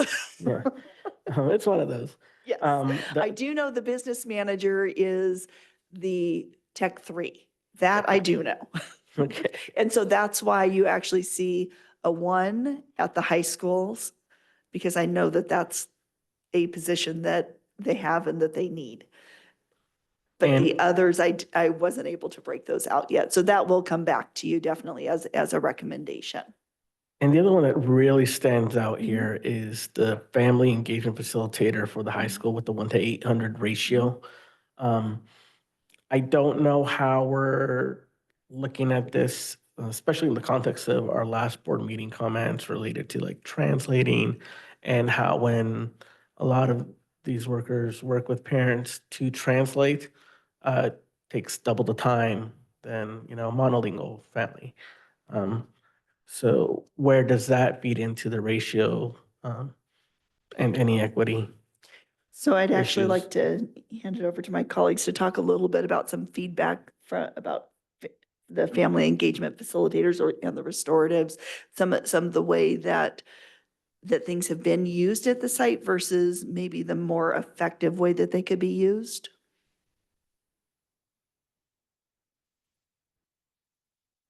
Well, I think you've had some of those conversations with Superintendent Dr. Morales. The family engagement facilitators do less engagement, really, and they do a lot of testing. And that's something I think I'd kind of been mentioning a little bit over the last couple of years. So when it comes to really focusing on the work that I think that you probably expect for them to do, which is engage with families and be that connective tissue to the community, they haven't really been able to exercise that muscle as much. And so I don't know if we're getting really the bang for our buck out of them that we could be, also with respect to being translators. And, that's also a muscle that you have to exercise and be comfortable. I don't know if that begins to answer your question right there, but you'd be right to ask it. Yeah, I think we could be getting more out of that position.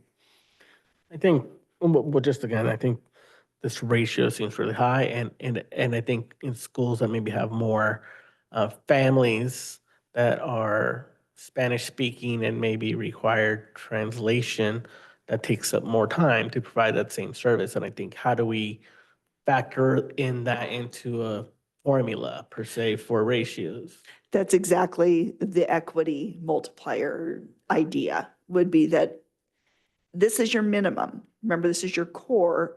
And so your schools that don't have that large need for translation or for, as in-depth engagement, you may have, this is your core, but then you have your, large, other than English speakers, where you're going to need a much higher number than that. You're going to need focused support, or as we've talked about, that potentially that's something that's deployed from the district office rather than, that it's essentially staffed to be adjusted where we see that there's more of a need each year.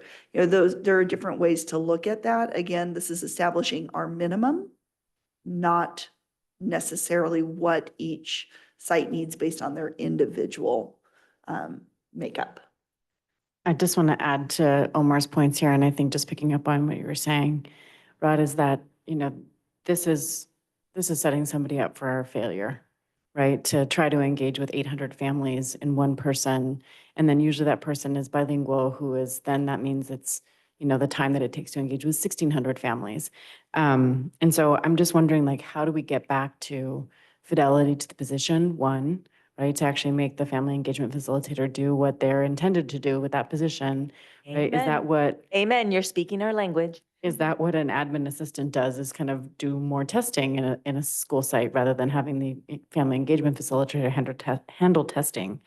The other thing that I just want to say is kind of like some of these positions that in many ways we have pulled out and siloed equity, right? That means that our expectation is that only those positions have the skill sets to be culturally responsive in the delivery of their services. And that is also something that I really want to challenge. I feel like I want it to be that every office manager and every career and college counselor is also bilingual, right? To be speaking to and serving the families and the kids who now make up the majority of our district. And so I don't know, how, because I think ideally that's the kind of system that we are hoping to develop. And that, then the equity multiplier is about additional resources, right, on top of what already exists at the core. But I still feel like we're really far away from being able to rely on a core set of services that actually does serve all of our children. And so an equity multiplier in my mind right now, where we are as a district, needs to be much larger than it would otherwise be if we had core services and that cultural competence throughout our entire structure. I have a lot to say about that. A lot to say about that, but I think over time, for some reason, and I'll just leave it at this, people tend to think that certain components of the job description tend to align with equity. And I think I'll just leave it at that. And well, I'll add one more thing. And I think that also has to do with how we serve certain populations. And inside the classroom, we're pulling them out of the classroom. And then people just end up basically saying, this is part of my job and this is not part of my job.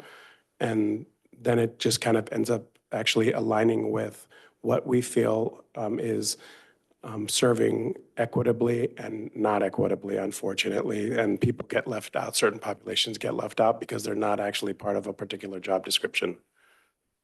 I'm getting lots of amazing text messages from people in our community who are watching this part of the conversation. Are we taking public comments again at the end of our? We're supposed to be at the beginning It's the because it's the beginning. board study session. Right. Yeah. So is the direction to our community if that they want to be heard on this to make sure that they're writing in? They're writing in, they can visit us on the LCAP Roadshow. They could email, they can email us, email me. We're starting an FAQ from all the questions that come up from the LCAP Roadshow, and we can add them to those. Can I just say something? Why can't we change it? I mean, all this information that we're being given here, Yeah. right? It's triggering a lot of, questions here. And it sounds like we have folks out there that would like to have a say.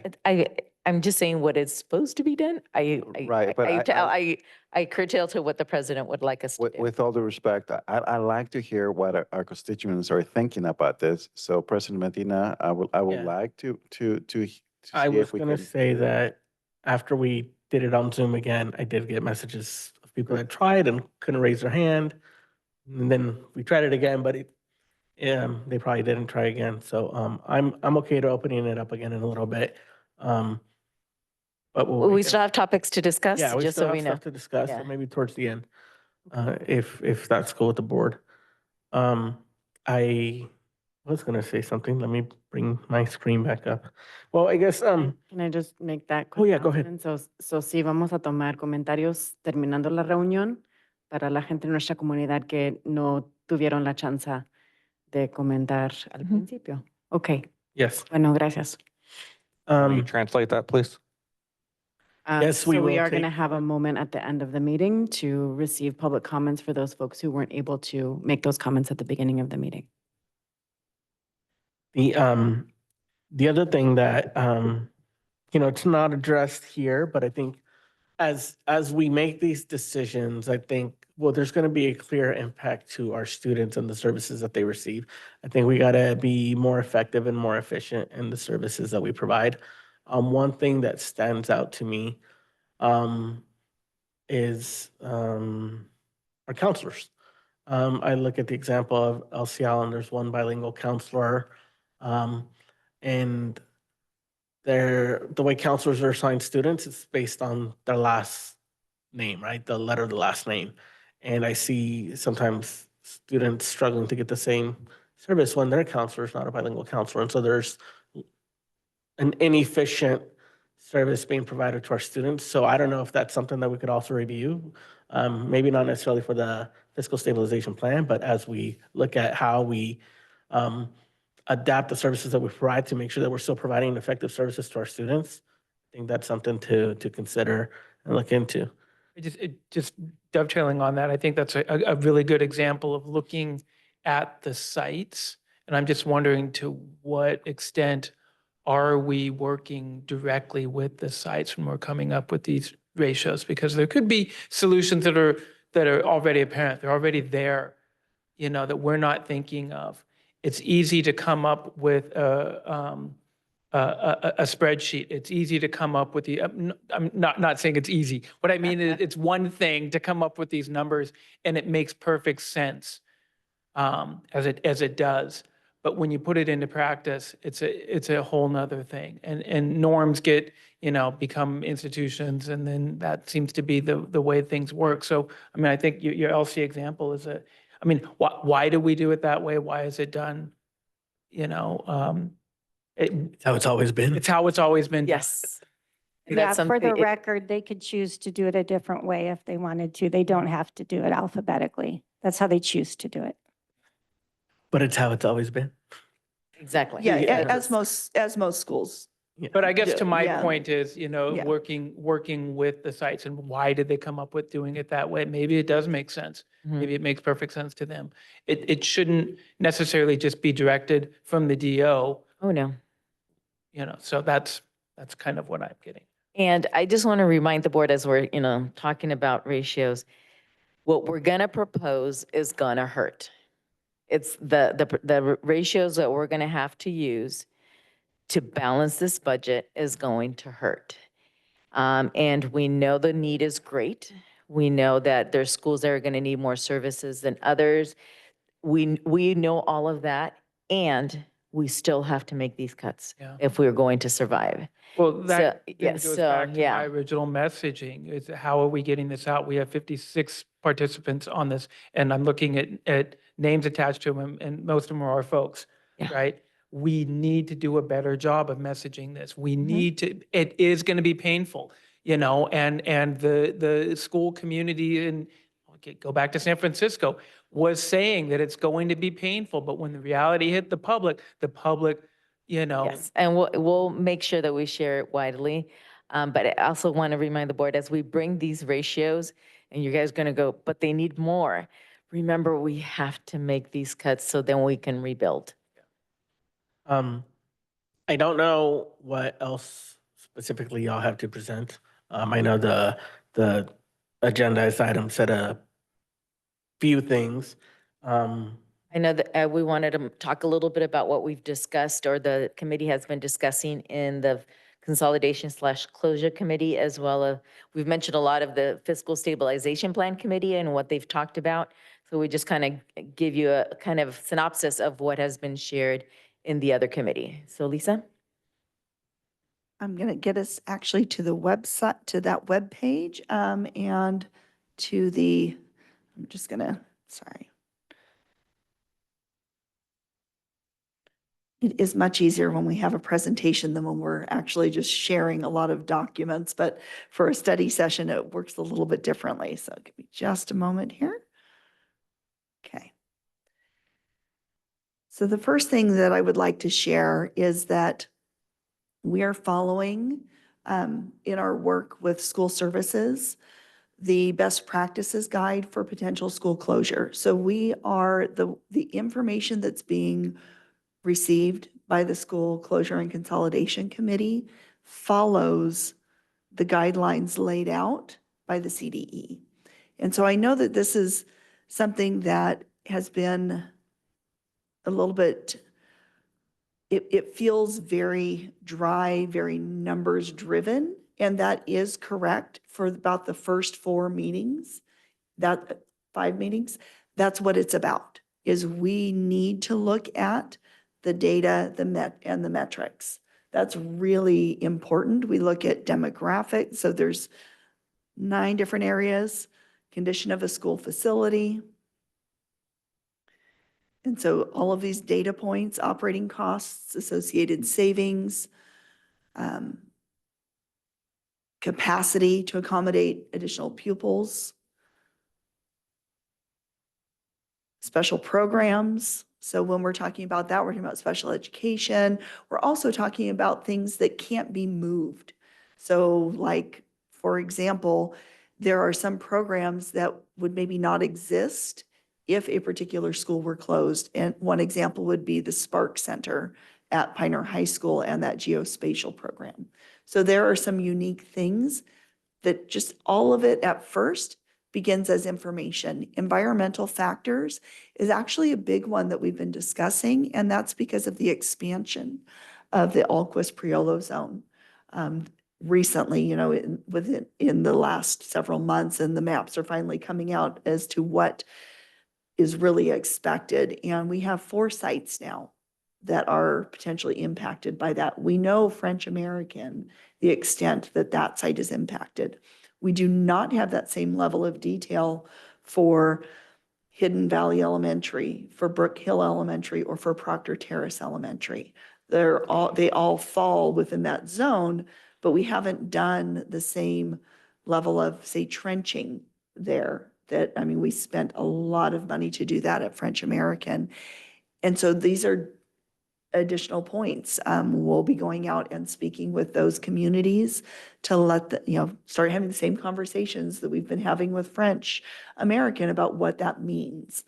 So these are questions that the committee has as far as how the board would like them, once we get to that point, to consider those in the discussions, should we treat them all the same, as knowing, should we assume that they're in the same condition and requirements as French American, or should we assume that we really need to do some more exploration? Those will be questions that come back to the board for some more guidance as we get further into the discussion. But after we look at all of just the data points, they are only, each of these items, it's 1 point on the overall scale that, okay, it'll come out, it'll spit out a number at the end as far as where each of the schools falls according to the different data points. That does not mean that that's what determines the recommendation from the committee for closure or consolidation. What happens then is that the committee has a discussion, and probably several discussions, about what do they consider the most important factor. Are there factors that they just want to exclude?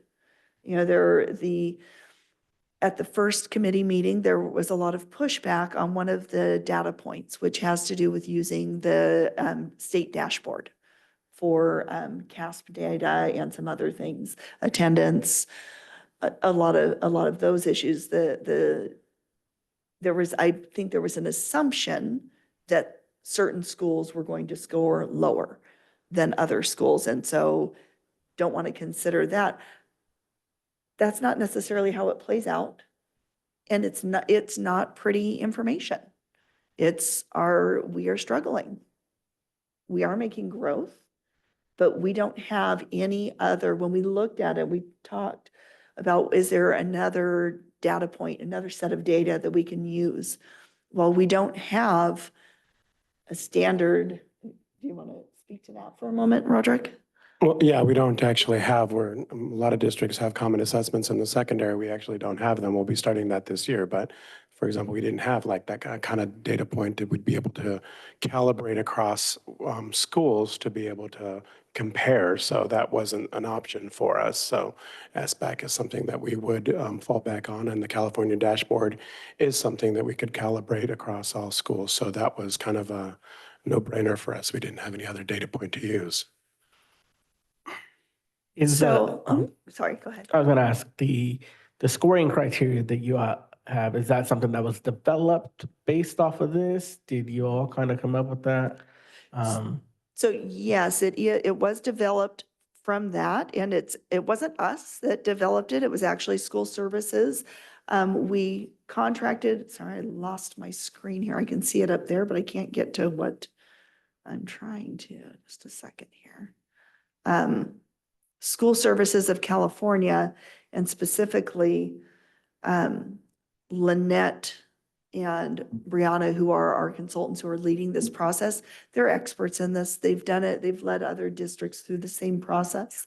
And they follow exactly what's laid out here on CDE's website. In fact, there was an article that came out in their fiscal report a couple of weeks ago with this link specifically, because it feels, again, very dry and very cold as we start going through all of these data points.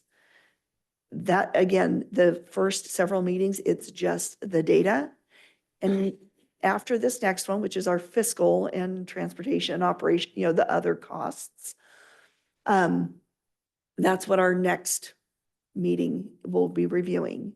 And then after that, the committee starts having those discussions. And yes, the criteria is taken straight from CDE and going through that process. If you recall, the reason that we recommended bringing in school services is so that it's somebody who's not tied directly to our schools, who can be objective and unbiased in leading those conversations and lead us through that process. But it's organic, and the people who are making the decisions as far as how to recommend are our local community members. And if you recall, we picked a very diverse representative group, and it's going to be very difficult. Honestly, I think it's going to be very difficult for them to come to a consensus on what schools to recommend, because we have such a large group that is so diverse. There's not a clear, it should be over here. It's a very thoughtful process, talking about what is best for students, what are the unintended consequences, who may we disproportionately be impacting when we make these decisions. From my understanding, this wasn't the same process that's been followed in the past when Santa Rosa City Schools or other districts have necessarily gone through a closure for determining which schools.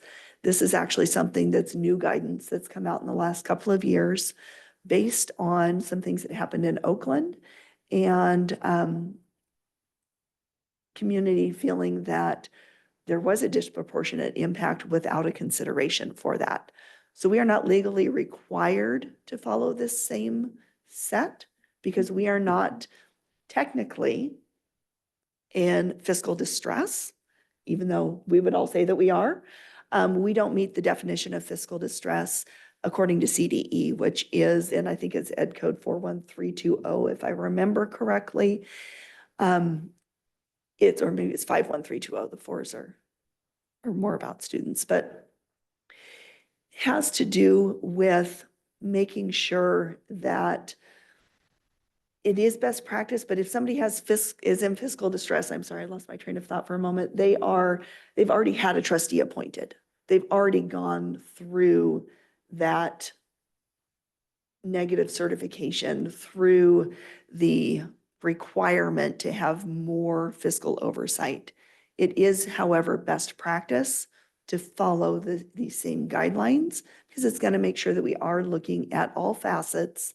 And then ultimately, when the public comes and says, well, did you think about this? Did you look at this? Did you look at this information?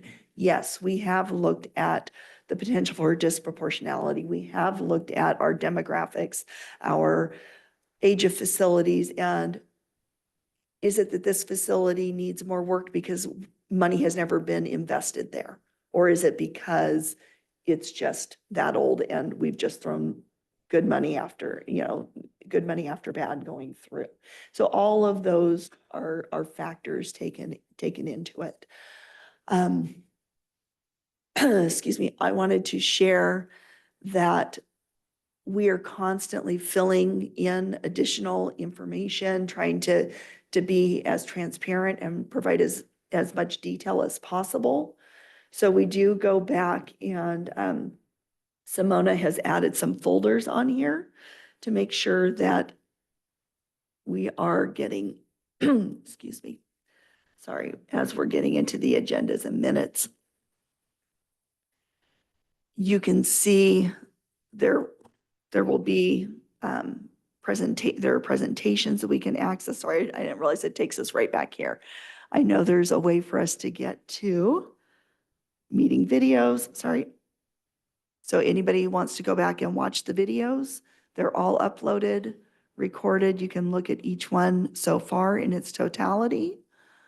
We also have presentations and other materials available.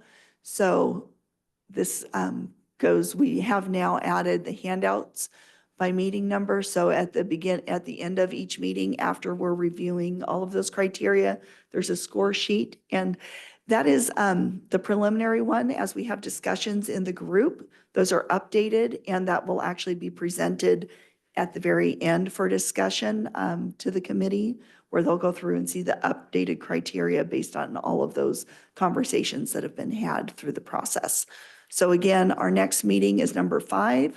We'll be reviewing fiscal, so operations costs, potential transportation impacts, things of that nature. And then the following, the committee will start analyzing all of the different information and data and having those conversations, with the expectation that in January, they're actually writing their report and recommendations to the board. We do have an extra meeting scheduled or held just in case it takes them a little bit longer to do so, which I expect. And then it would come to the board at the first February meeting as your first view. Hope it would be nice if we could actually have it at the end of January, and then the later February meeting as the final adoption would be the recommendation right now. Just from my observations of the meetings, I really hope that the committee does delve deeper into that criteria. I know that I don't like how a lot of it's kind of played out. Just one specific one that stands out is too much diversity is a bad thing in the weightedness of those scoring criteria. I think it's a positive to have a lot of diversity. But in terms of the fiscal stabilization plan, where does that come in? Because obviously they're not going to have information to us by the time we need it, so. Right, and so that's actually something that I mentioned earlier, is that there would be a number plugged in there in the fiscal stabilization plan, that the fiscal stabilization committee is discussing what they would recommend as the target dollar amount for savings to be recognized from school consolidation or closure. And then that would come to Dr. Morales and cabinet, for all of us to talk about and recommend, yes, we think this is reasonable, as in, does it meet our need? And then that would come to the board as part of that fiscal stabilization plan, not as which sites, because that's not the role of the fiscal stabilization committee. It's for them to their recommendation is how much should come from school closure and consolidation. And then that information, if the board agrees, would then be provided as direction to the school closure and consolidation committee. So they would then be able to say, okay, here is our target number. Based on all of this information and the costs, which they'll have next time for schools, they can then make a recommendation or part of their recommendation as to, okay, it should be this combination of schools. And what usually happens and what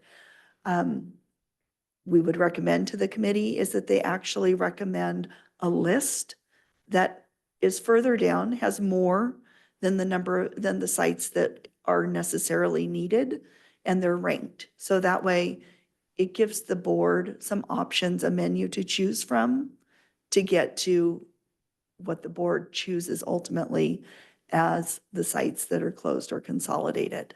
Let me see if I understood that correctly.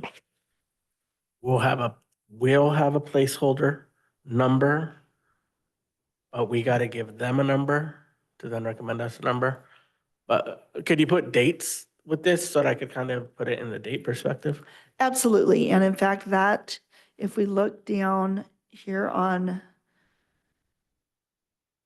this, so our November 20th meeting for the board, or the special meeting here, is when we would bring to you a fiscal stabilization plan for consideration and action, if you feel comfortable at that time. If we don't approve it at that time, then it would be included as it has been in the past with the first interim. If we have it on the 20th, that gives us much more direction when we're preparing that first interim report. At that time, that would include the dollar amount that's okay, here's your estimate that we want you to get to for school closure and consolidation. That gives then, and I'm just going to throw a dollar out there, say you wanted half of, say the committee recommends half of the cuts of the deficit is closed with school closures. So that's 10 or $11 million. That's what would come on the fiscal stabilization plan, would be school closure consolidation, $11 million. Then the board would say yes or no. And from there, that dollar amount goes to the school consolidation and closure committee as this is your target to get to in recommending sites for closure. And so they can then, as they're going through their process, say, okay, that means we need to identify however many schools that looks like in whatever combination, because there are different costs associated with elementary, middle, and high school. Our average elementary cost is around 3.1. Our average middle, I'm trying to remember, I think is around 5. And our average high school is around 11 something. So just thinking from that perspective, what does that then mean? And that's cost of operations. That doesn't mean that that's your net savings. Net savings is much lower than that. So for fiscal stabilization planning, we would say, okay, as just a general rule, we would say 40% of your average cost is what we would assume for the savings. I know I just said a lot of words there that were probably very confusing. Please ask me questions so I can try to clarify.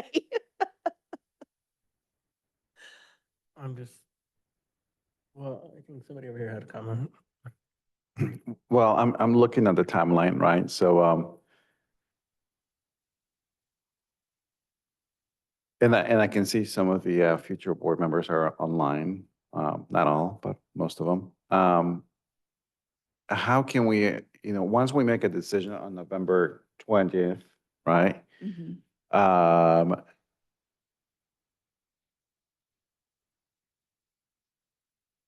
And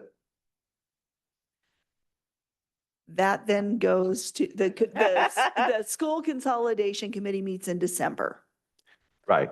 And So- that's our last time here, December 3rd, but that's first week or something like that, December, whatever, Oh. 11th. Yeah, There's a the little more on committee that. will not be making recommendations until January or early February. Right.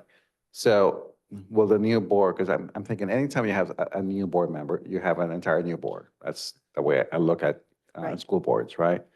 I just want to make sure that those folks or the new board, right, has the information necessary to do the next steps.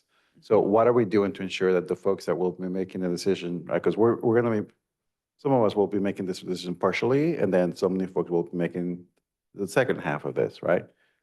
So are we ensuring that there is continuity in the communication that is being distilled or given to other folks who are going to be on the board to ensure that we make a fiscally responsible sort of decision? So we actually will be onboarding the 3 new board members with an all-day onboarding session. December the 12th is the day that 3 of them have selected. They will be spending basically 8:30 in the morning till about 5 in the afternoon with us. And they'll be spending time with me, a good chunk of time There'll with be Lisa. lunch. There'll be Um, lunch. No. There'll be lunch. And so, yes, we are doing a deep onboarding of our 3 new board members. I've been in communication with them, and that we have a plan and an agenda. And they've also been great about attending the various meetings and asking questions already. We've been answering questions from all 3 of them around the various things that are coming that they know they're going to have to know about in order to make some, wise decisions and cast votes adequately. So yes, there's a plan for that. Oh, So I think, hold on. And then my next question, I'm sorry, is in tandem with what Trustee Sheffield mentioned about exposure, right? Because I'm looking at the views on those videos and it's 52, 53. So you know what I just learned when I went downstairs? Our cameraman downstairs, this should actually be broadcasted to channel 12 of our local TV. So if we didn't know that, I didn't know that before. So now, we're going to share that the board meeting, you don't have to watch the video. You can watch it on your TV. So that's another way that we can share the message. 28. I'm sorry. I understood you wrong. Thank you. 28. So that's another way that we can share, but it's definitely getting the word out there. We have a plan. Our new PIO has a plan for us to be able to get that word out there, go to sites, have evening meetings with parents, mention it in DLAC, mention it in every space we could possibly mention it. But I like the idea of the Press Democrats. I'll reach out to them as well. I Yes. think one important thing to address that just came up today is, and this impacts our timeline, is that so the issue is when the annual organization meeting is. So the legal memo that we just received indicates that it has to be in the 15-day period that commences with the second Friday in December, which would be December 13th. Currently, our meeting's scheduled for December 11th, which means that our annual organization meeting would be between December 13th and 28th. And the annual organization meeting is where the new board members come on. So if we have it on a Wednesday, that means the first one would be December 18th. And right now we have a December 11th scheduled. So I know that Superintendent Morales has reached out to SCO to see if December 11th can be something that we do, but Ed Code specifically says after the second Friday in December. So in terms of Ed Code, I don't think that'll be possible. So I think we just got to consider that. And again, this just came on right before we started our meeting today. And then we need to find out if it needs to be a regular board meeting or a special board meeting. Because if it's we can do it in a special board meeting, it would just do that. If not, then we would have to call a regular board meeting, which has the 3-day requirement and all of that. But I will ask that question. I just emailed them like literally right before I sat here. So we'll have more information hopefully tomorrow. Right, because we do need to have the 11th meeting to meet the timeline for first interim. Exactly. So my point there being that instead of November 20th, we might actually have to December 11th to make that decision, right? Because there would be another December meeting. That there wouldn't be another December meeting that would meet the first interim timeline. Well, the December 11th meeting. I mean, still need to have it.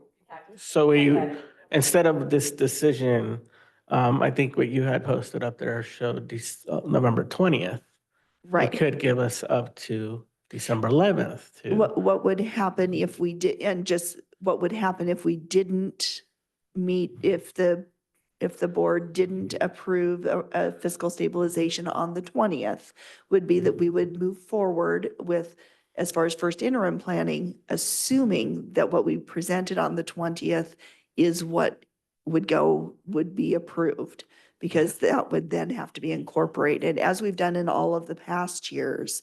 And the fiscal stabilization plan would be an assumption that's just included in first interim that comes here and is approved alongside with that. So that would be the difference, is if we received any direction from you on the 20th that, hey, we want this change, before we approve it, then that's what would come back to you with the first interim on the 11th. So we got November 13th, we got November 20th. We've got a potential figure for school closure savings, plus a recommendation from staff on numbers. That wouldn't come to us until the 20th. And on that 20th, we'd have to say yay or nay. Or provide some additional direction, that changes that you wanted included in first interim that we would then bring on the 11th So I guess as part of first interim. So I just want to hear thoughts from the board. Any thoughts on process? Nobody? I just would say that December 11 would be an interesting meeting. If, we wouldn't be onboarding until the following. Yeah. Yeah, I don't know what that meeting design would look like. That would be a strange one. Yeah, so, but in terms of this, I'm just, Sounds like we can't make any decisions until we hear back from SCO, correct? no, I As think, far as how we're going forward. Well, we have to go forward. That's that 20th, right? yeah, I mean, that's what's going forward. Hopefully we hear something from SCO. But I'm just thinking of the back and forth of like, okay, here's some recommendations. And it goes back and then they get updated, but it's like, no, here's recommendations, decide now. So you always have the opportunity to say no, that we're not ready, or we don't, or we want different direction. And then that comes back at first interim. The other thing to remember is that this is to get us through that first phase with first interim. We still will have changes that happen when the governor's budget proposal comes out in January, when we see what enrollment projections are looking like for that next year, when we start making those adjustments. And as we're moving into second interim, and for second interim, we will have actually the recommendations for the school closure and consolidation. And so at that time, we come with fiscal stabilization version 2, which is a more closely aligned, a tightened up fiscal stabilization plan that really has additional specifics more than what was included in the first one. So the first one will have that rough dollar amount that would come from school closure, from ratio implementation, things like that, okay, these are specific things. And then second interim would be more specific to say, okay, it's the closure of however many sites at elementary, middle, and high. It would be the reduction of however many staff to meet the staffing ratio. It would be, things of that nature. So there's still that opportunity to tighten that up more at second interim. Does that help? Yeah, so I guess my only ask would be that since our November 20th meeting is a special board meeting and we only have that 24-hour requirement, that we go above and beyond that 24-hour requirement and maybe have our agenda with the information posted that Friday before. That way it really gives us more time to actually look at, because I know that I had not enough time to look at everything that was presented here today in advance of today. So I know it's, could be asking for a lot, but it's helpful. So I absolutely understand that, and that is always our goal. I want to also share that the level of work that goes into it in combination with all of the other meetings that we are having with the LCAP budget roadshows, with the meetings with the parent groups, all of those things. And we are down a person right now. We will do our absolute best to try to make it happen. I will share that I have staff that we are literally working 7 days a week right now to get this done, that I just don't want to, I don't want to overpromise and underdeliver. I would rather set a, yes, we will do our absolute best to get there, but I don't want to promise something that may not be realistic to bring forward a true finished product. Anybody else? Do you have other stuff that you're presenting? I think, was there one more item or? Let's see here, I was just trying to look through and see if there was, one of the things that we kind of did want to share is actually that all of this is not necessarily negative. Yes, it will be very painful, but it also gives us great opportunity. It gives us an opportunity to provide more focused support, to reimagine what it is that we're doing, how we do that. And so some of that was shared with our school consolidation committee at this last meeting. And so I'm going to try to get to the folder in there so that Dr. Castro can share some of it. One thing that I want to make very clear is that these are not necessarily proposals. It's their ideas of ways that we could reimagine. Some of them would have to be negotiated and may not be likely to get negotiated, but it's just to get the thought process going that reorganization, reconfiguration, as another local district put it when they went through a closure and consolidation. It was they marketed it as a reconfiguration of their school sites. That's what the part that I would like to see us capture in the messaging is the opportunities that this presents. You describe it as reimagining, absolutely redesigning our schools in a way that allows it to be more engaging for our students, for our families, and it is an opportunity. And it in a way, it's kind of it's a reset. It's kind of a forced reset, but it's a reset. And that's the part that I want to see in the messaging so that we can get more involvement with the greater community into, the next couple of years as we start to see that the real impact of declining enrollment. There is a lot we can do with that. And a lot of new insight with new board members coming on as well. So there's opportunity in change. And I think opportunity is what stood out to me earlier when Dr. Castro mentioned the LCFF and these baseline ratios. I'm like, remembering what was a decade ago when LCFF started, I was like, nobody knew what they were doing anywhere. Everybody was doing their own thing. And I'm like, man, we've been doing it wrong all this time. But that's the opportunity to like reset, learn from everything that's gone wrong and be able to do things better with that. So I did feel that positivity earlier in that context. So I'm going to try and get to that presentation here.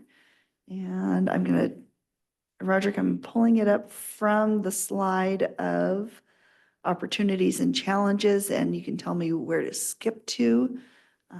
Hit the slideshow. Okay.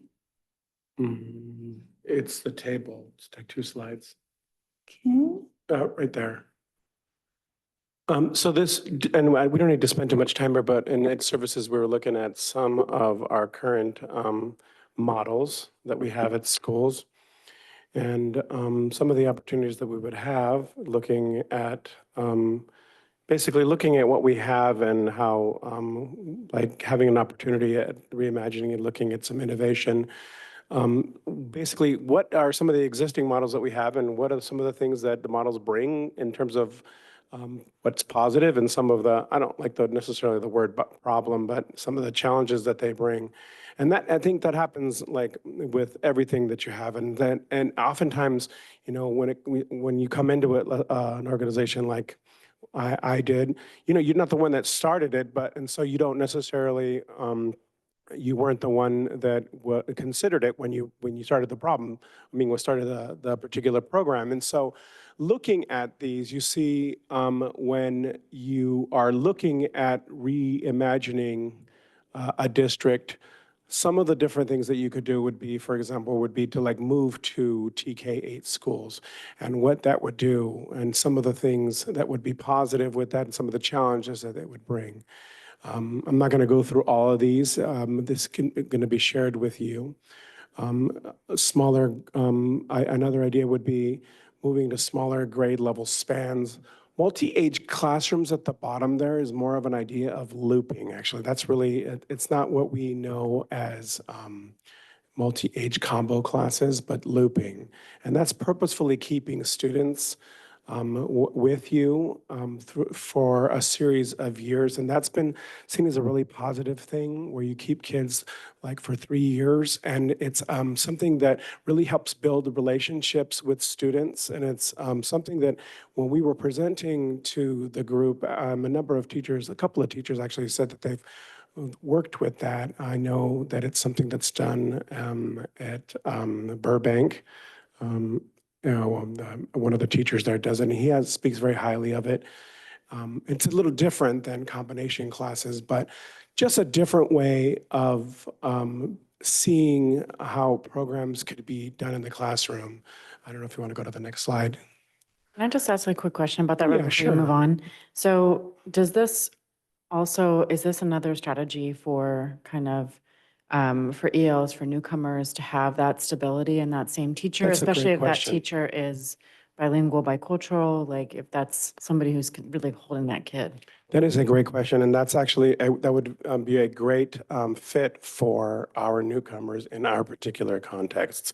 Yes, so that's a great way to actually build a relationship with a group of students that would be coming from a place where they have no like a connection to the community. You would be with a teacher for a number of years. And it would be a great way for them to be able to settle in, be able to get to know, build community, and establish a connection to a larger, smaller group and the larger community. So yeah, that it's called looping, and it would be an opportunity for us. Were we to restructure and look at reorganizing how our schools are put together, how we might be able to serve certain groups of students in a more effective manner. I have one follow-up question on Sure. that, and that's from a teacher who told me about this attempt, right, to also create kind of block schedules where kids stayed with their teacher, especially in kind of in that EL or that ALD setting, Yeah. over a couple of different subjects. Is that, oh, that's here at the kind of high school level, but I'm thinking more at the kind of elementary and middle. It can be done that way too. Now, like I said, innovative, imaginative, also a major restructuring of how we would be doing things. That's Right. more of a model that looks a lot more like what the college schedule looks Yeah. like. Again, of course, it's very innovative to the point that that's something that would have to be negotiated also. It would require fewer FTEs, but also a lot more opportunities for students to take a lot more classes during the school year. So it would accelerate how students would be able to finish their coursework, for example, or repeat courses for example, so students could finish their classes. A lot of students are able to accelerate and finish high school in a faster time. Or like I said, students were to fail courses, they might be able to have an opportunity to retake Is a that the course. Ridgeway model? That's a block, like a 4x4 schedule. That's an example of something like that.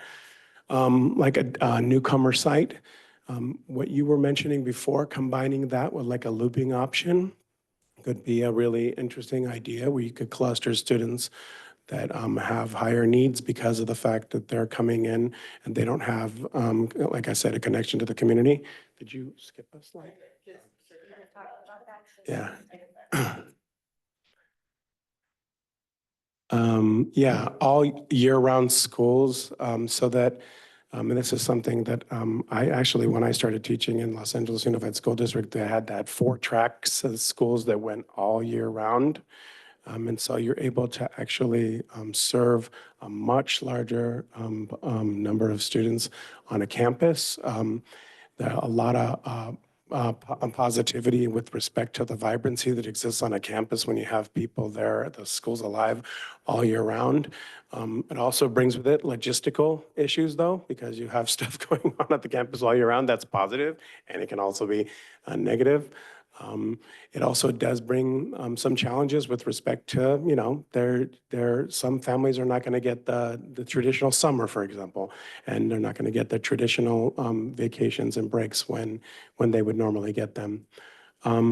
Relocating the other options that you saw there, there's a repeat of the newcomer site, a little different there, and the one at the bottom, like early education or primary centers, where clustering students that are younger to be able to provide them more targeted support, like for foundational skills, which is something that we know in our area, in our community, where our students drastically need a high concentration of foundational skills, both in language and in mathematics. They need like really foundational focus, and interventions can be targeted for students there.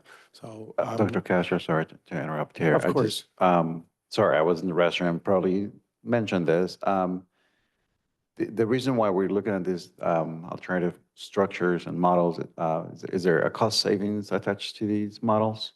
Oftentimes, but these are, in general, the reason why we're showing these is just because when a district goes through such a violent transformation, like we're talking about this discussion tonight, all in all, we're kind of talking about, not kind of, but we're talking about 20% of the population of our, the count of our schools, really like discussing 3, 4, 5 schools, right? And so when you're talking about making such a move, it's an opportunity also to really look at the programs of the school, right? Okay. So when we were preparing for this conversation with the School Consolidation and Closure Committee, we thought of it as an opportunity also to present to the committee, why don't we look at some opportunities that this might open up? If we're going to be moving students around, why don't we also look at how we shift the way we look at programming for students?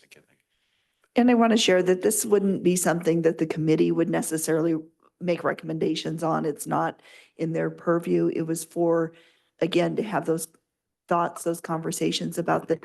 It's not necessarily a bad thing what we're Yeah. going through. We truly are right sizing our district for the students that we have, and how can we better focus what we're providing to them and look at things in a new way. This one is really, and like, I think resonates with me because like dual immersion pathways, I think are super important to a district like ours, but the way that ours are situated is kind of clunky. And I think the way dual immersion pathways are super positive, but the way that ours are structured are super clunky. And we see a lot of challenges in ours because of the way that they're set up. We don't have like a pathway that begins in TK and works its way very smoothly all the way through to the high school. And so because of that, the cost is very heavy, and we have to look for, you see on the right side there where the challenges are, we really have to wait and look for the right teachers that have the right certifications and the right qualifications. If not, then we get stuck oftentimes. We also oftentimes get stuck with respect to that pipeline of students. We don't have the perfect pipeline of students. If we were to look at restructuring and moving the dual immersion pathways, when we're having these discussions of school consolidations or closures and restructure, we might be able to have a cost savings as well, and at the same time improve our dual immersion pathways and have a K-12 pathway that's a lot more streamlined and be able to serve students more, a greater number of students and a lot more effectively. So, sorry, one of the, sorry, message to talk about some of the other things that we've been talking about also is that right now we are providing, again, across our high schools, we are trying to be everything to everybody at all of those school sites. That is much more cost prohibitive. It costs us 5 times as much as if we were to, okay, this is a magnet school for art. This is a magnet school for career explore, for CTE. Here is one that focuses on, academic, the university program. Here's our, dual immersion program. There are different ways that we can look at offering just as broad of a selection as what we have right now, but more focused at each school. We really have an opportunity, again, to focus how we provide those services. A few things. First off, in all these things, definitely the TK8 out of the question because of boundaries. But this was presented at the consolidation committee. Is this file in that folder? It is, it's okay, under the just- presentations.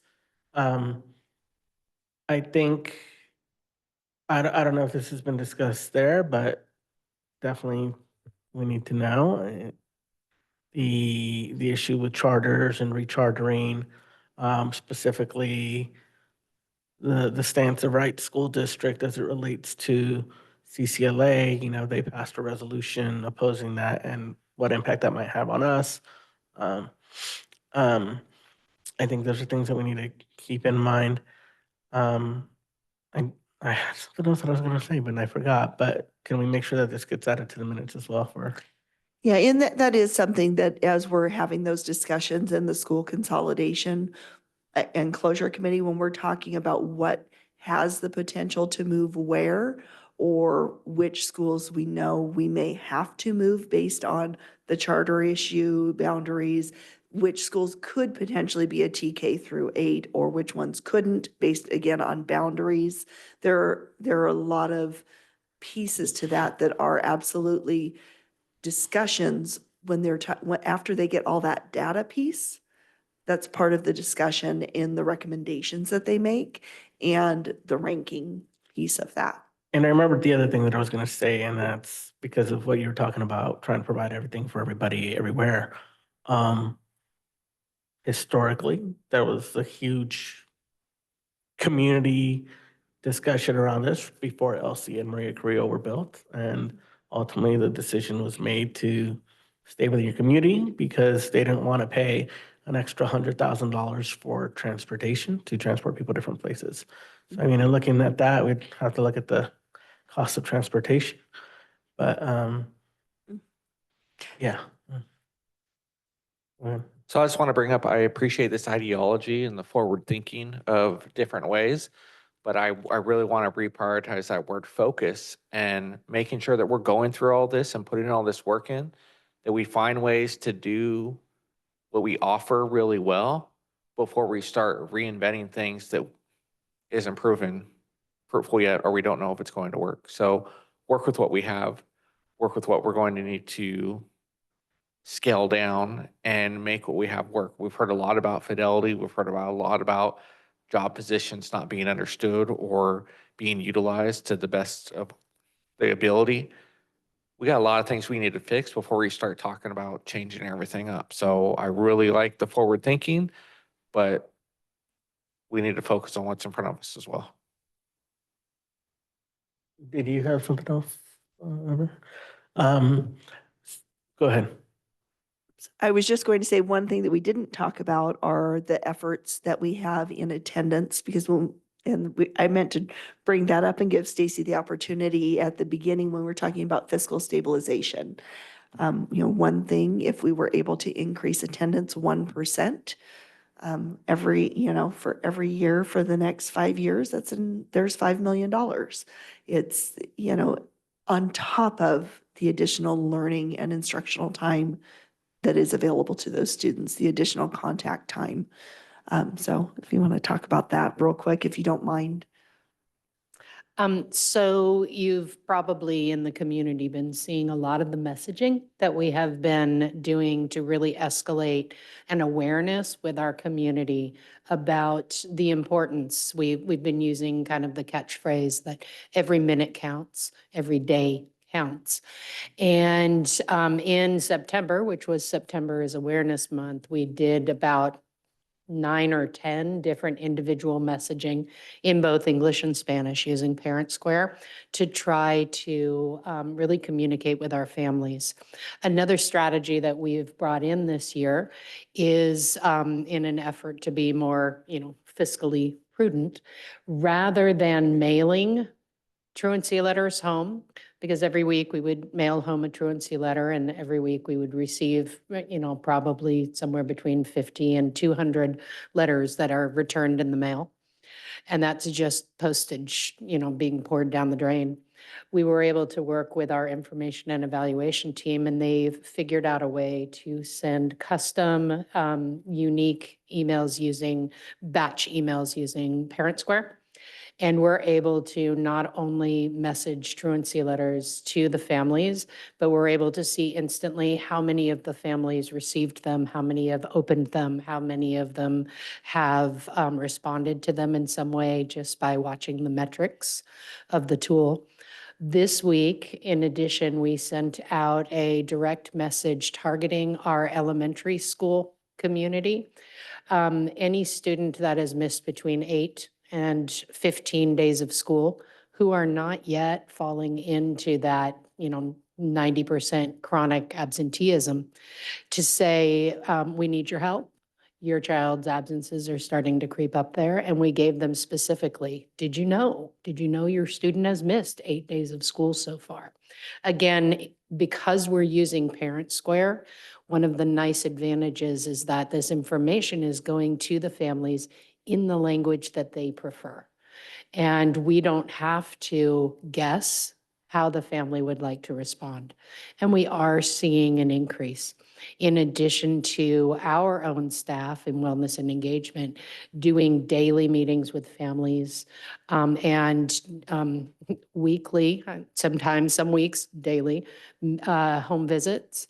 We are making incredible strides in communications with our families, and we are seeing a difference. Last year, we were seeing that our high schools and middle schools had a slight gain on our elementary schools, and right now our elementary schools have made a significant improvement even over last year. In terms of where students are with chronic absenteeism. It has taken a significant amount of work by our family engagement facilitators, our attendance staff, our teachers, our administrators. This is not something that the district office does, but it's making a difference. And we're hoping that that turns into some savings of money over time. We didn't want to only be about bad news tonight. We also want to share that, along the same lines, some of those changes that you'll see in the first interim report are higher unduplicated pupil counts. And we're really super excited. Our messaging, we are doing a better job with communication this year, and it's evidenced in the response rates that we're receiving on things. Our percentage of student funding school funding forms, which formerly known as alternative income forms, or the data confirmation, free and reduced lunch, all terms for the same thing. We have hit 80% of unduplicated pupil counts for our elementary district and 62% for our secondary district.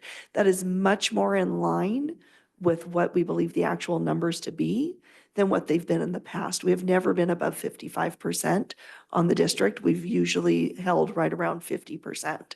So that's huge.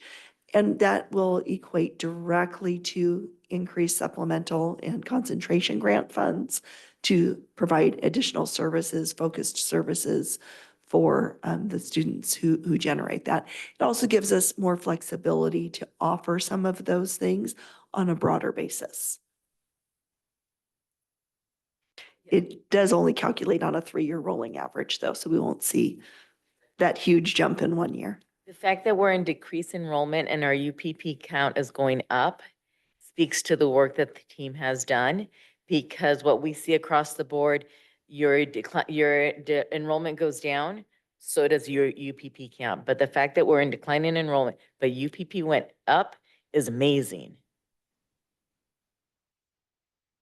And just a tidbit of information as we're analyzing some things for the next school consolidation committee, just some food for thought as we're bringing these ratios forward. And the reason that they're so necessary is when we look at our declining enrollment percentage over the last 9 years, because it goes back easily to 15, 16 before we have to start pulling individual year data, we have lost 16.3% of our enrollment at district-wide, excluding our charters.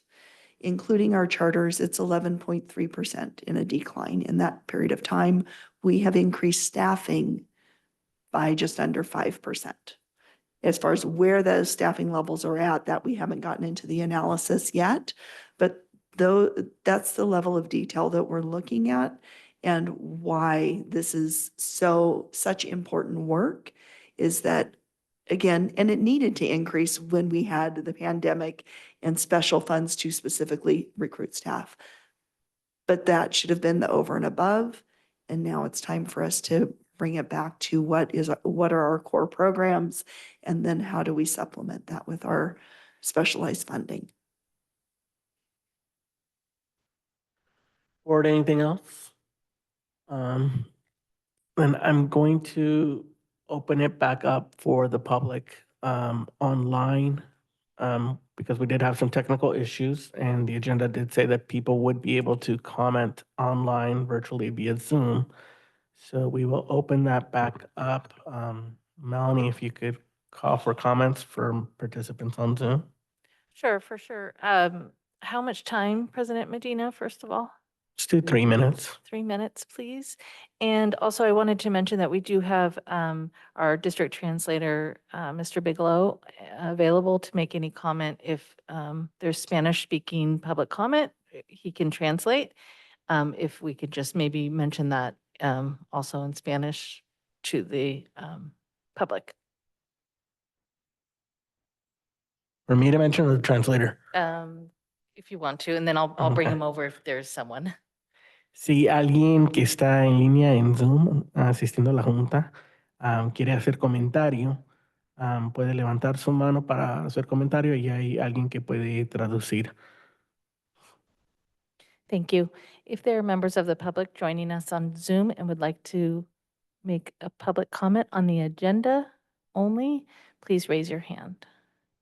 You have 3 minutes. The first speaker is Sarah. If you can please state your full name for the record.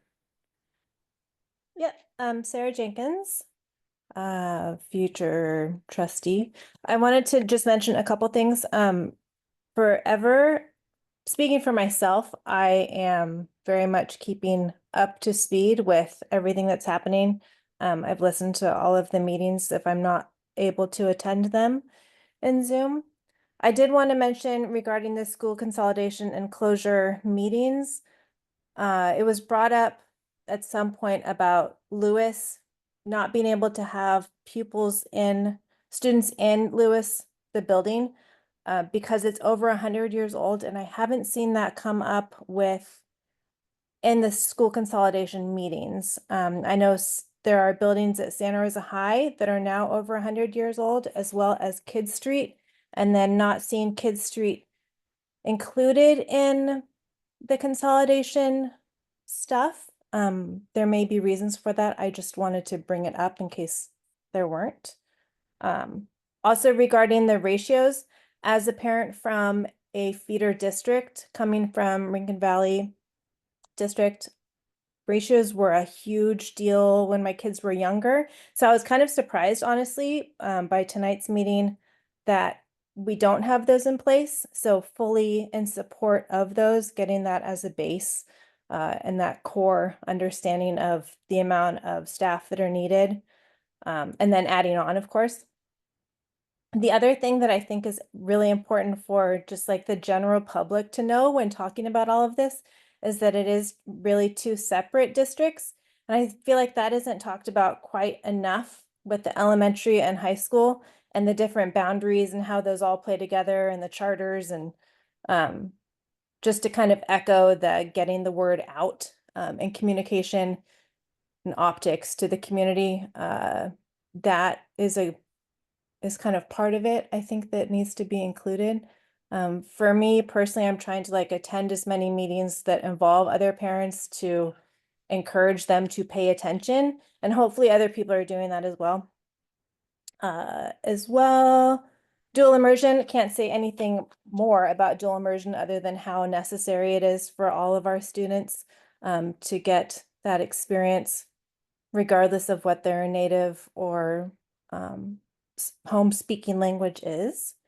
And then just lastly, regarding increasing attendance for students and the negative impacts of kids missing school from a mental health perspective, and someone who has been scheduling appointments for students for therapy or intake assessments that can take up, I know I'm losing out time, but they can take up a huge chunk of time. And if there's a space at the school for the parent to like accommodate the kid in those appointments, then it may help with that part, like Thank, keeping the kid in school. thank you, Ms. Jenkins. Your time is up.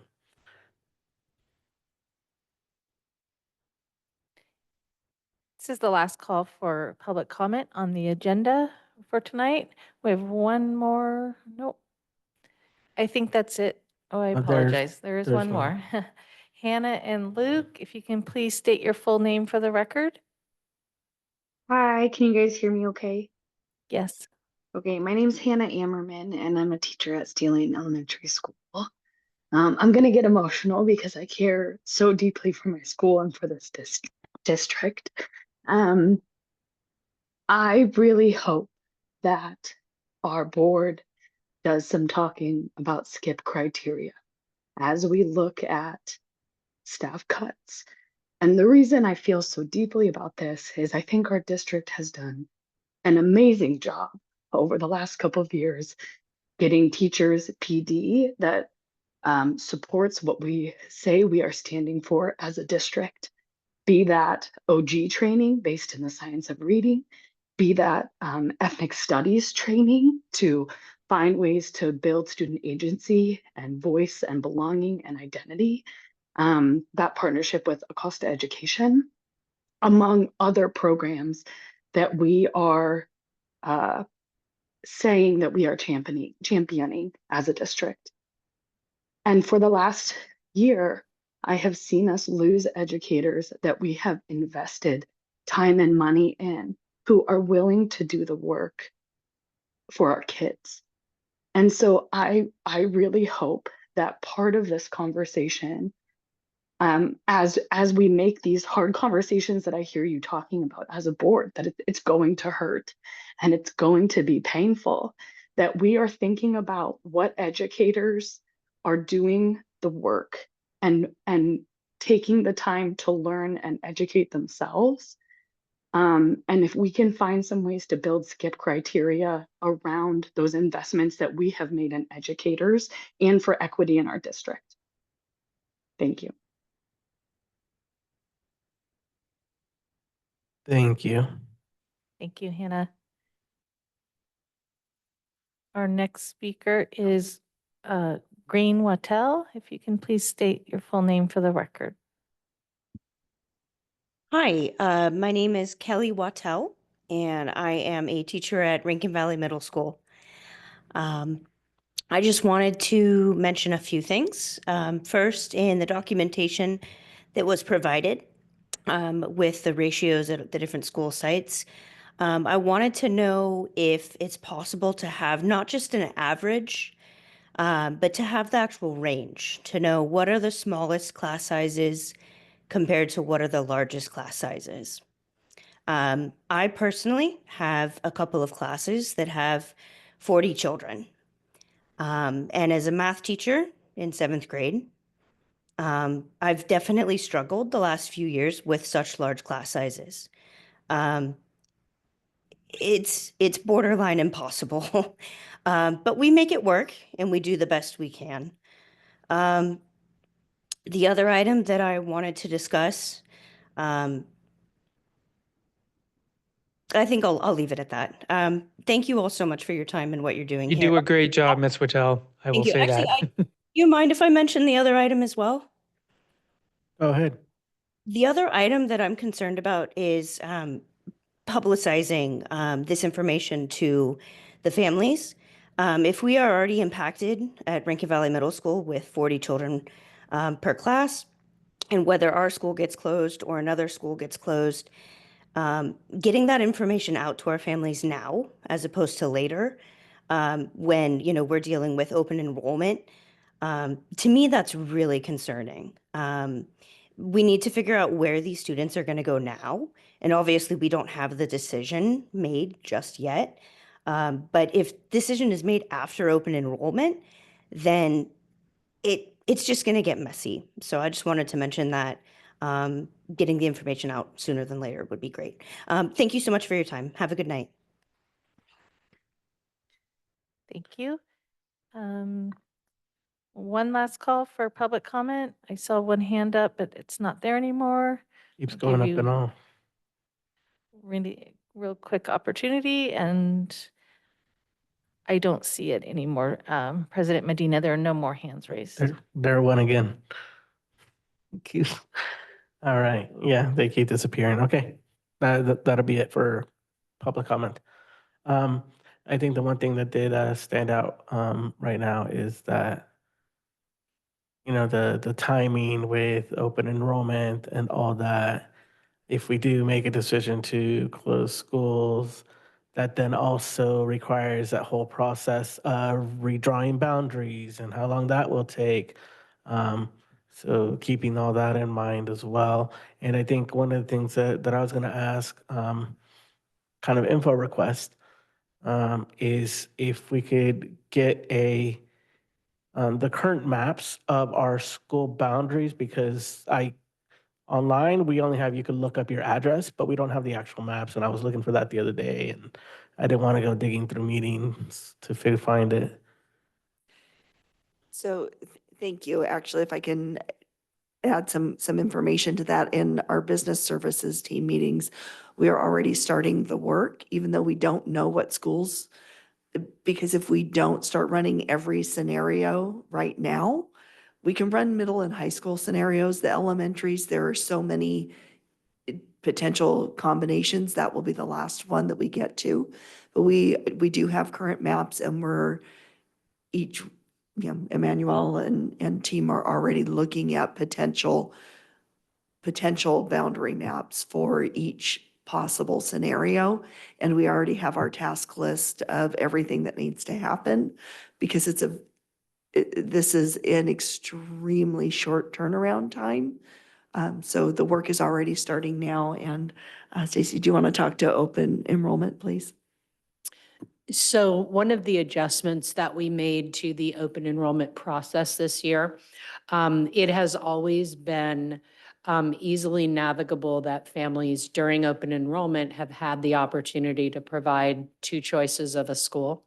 So with the new system that we're using, if it is determined that a family's first choice under open enrollment is one of the schools that is impacted with consolidation or closure, we will be able to very easily navigate back to those families impacted and offer them their opportunity to have their second choice.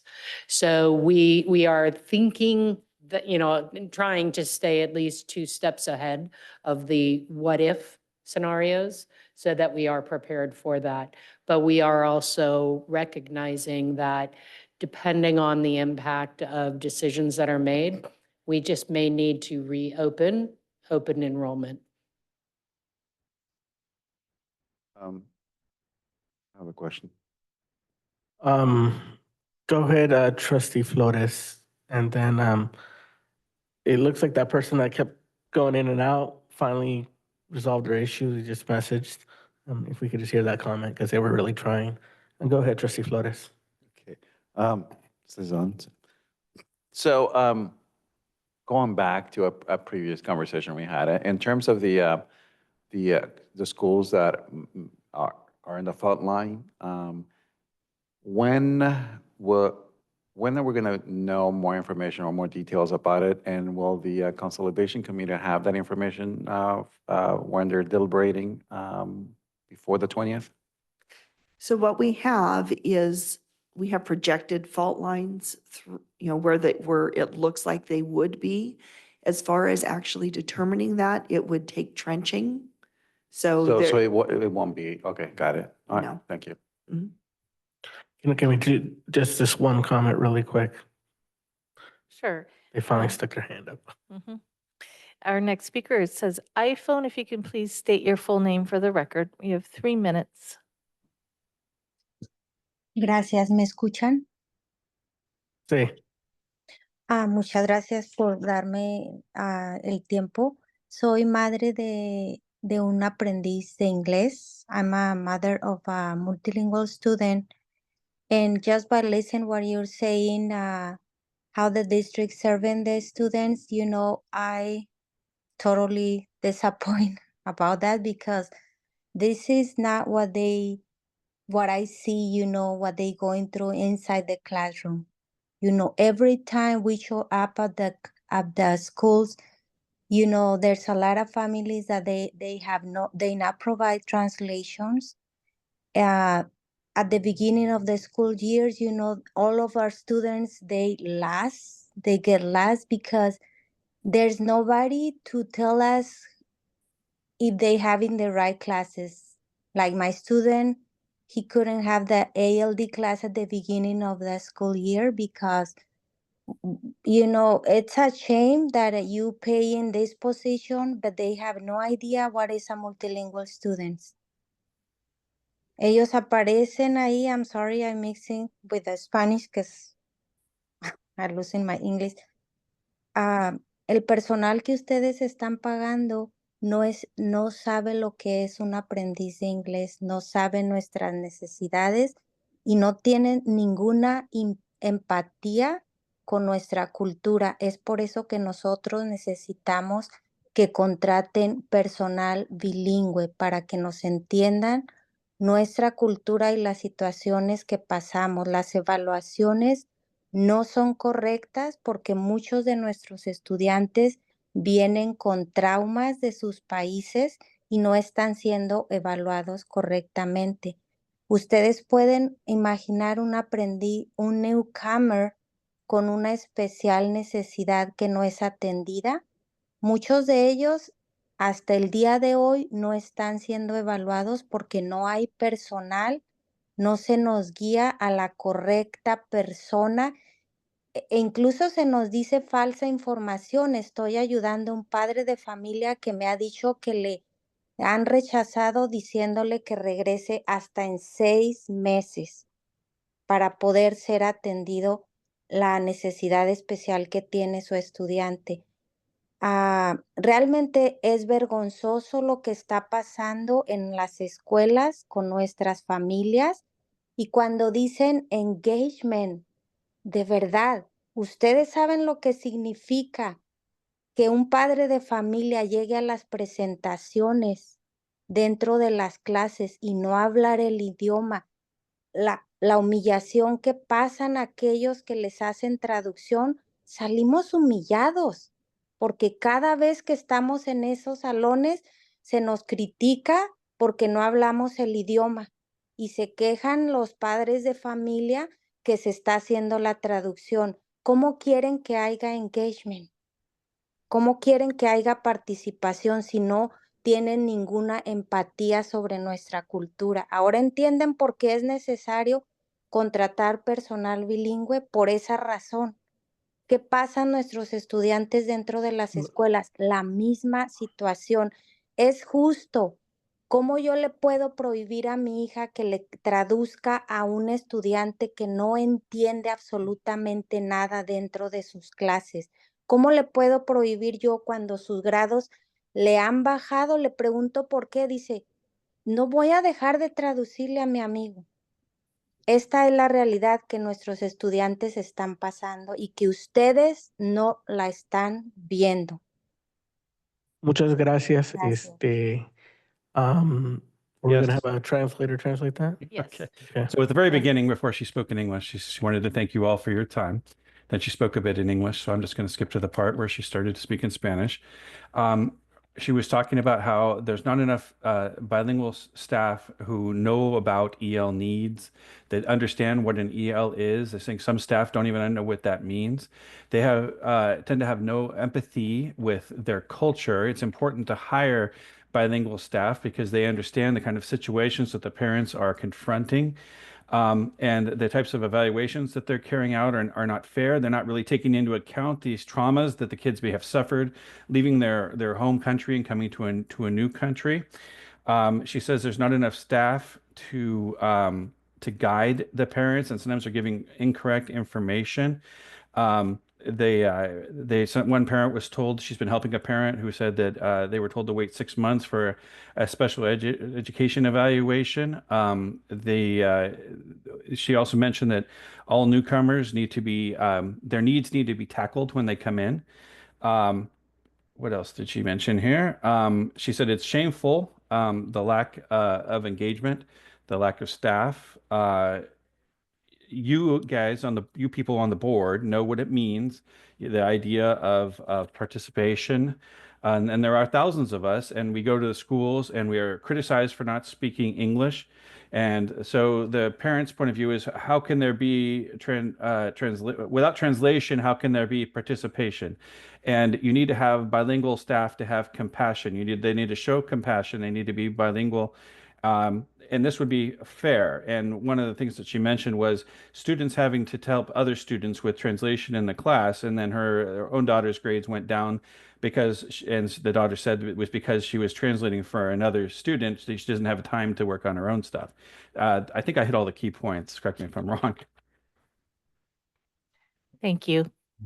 Thank you, yes. Trustee Flores? I mean, she also mentioned a little bit about, going in and watching presentations in English and without any sort of translation services. So, and I think that's something that is endemic of not just San Jose City schools, but a lot of the schools in the North Bay where we do presentations and sometimes, the interpretation services are not there. So just wanted to highlight that other part. And thank you for translating. And again, I think that goes to how we decide what these ratios are. Any other comments from the board or questions of staff or requests of any specific information? I don't see any staff. Is there other stuff that you want to present before we move forward, or any questions that you have of us? None? I think that I have the information that I need as far as direction, and I'd look to my colleagues as well. Dr. Morales, okay. Thank you. I think I just want to say that I'm very thankful because I feel like we have a good group of folks working on this, a lot of experience, a lot of knowledge. And so I'm thankful to have you all. I hope you could thank all those that work under you that are helping you. I know this isn't tough. I know you're all working hard. It's really appreciated. We've got some tough decisions and actions that we got to take ahead.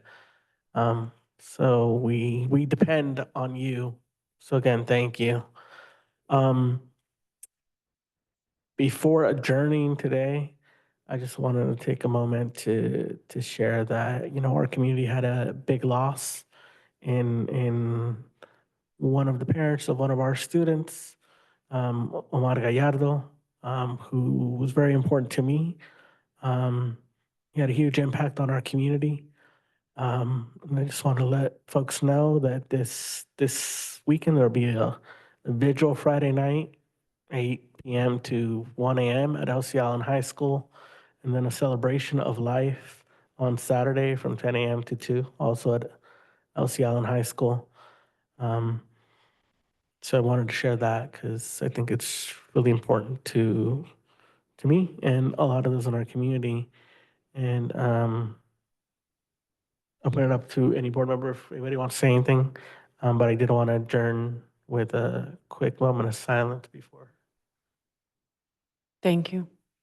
Just call Omar's spirit into this space always of inclusion and of justice and of just recognizing the beauty of our community needs to be shared equitably and enjoyed equitably. And that's what he spent his life doing and teaching traditions that keep us safe and whole and healed. We will miss him. And also he inspired so many young people in our community to take up his work. And so I feel his spirit every day in all of the youth that he touched. Thank you, Omar. Thank you. So let's take a moment for more.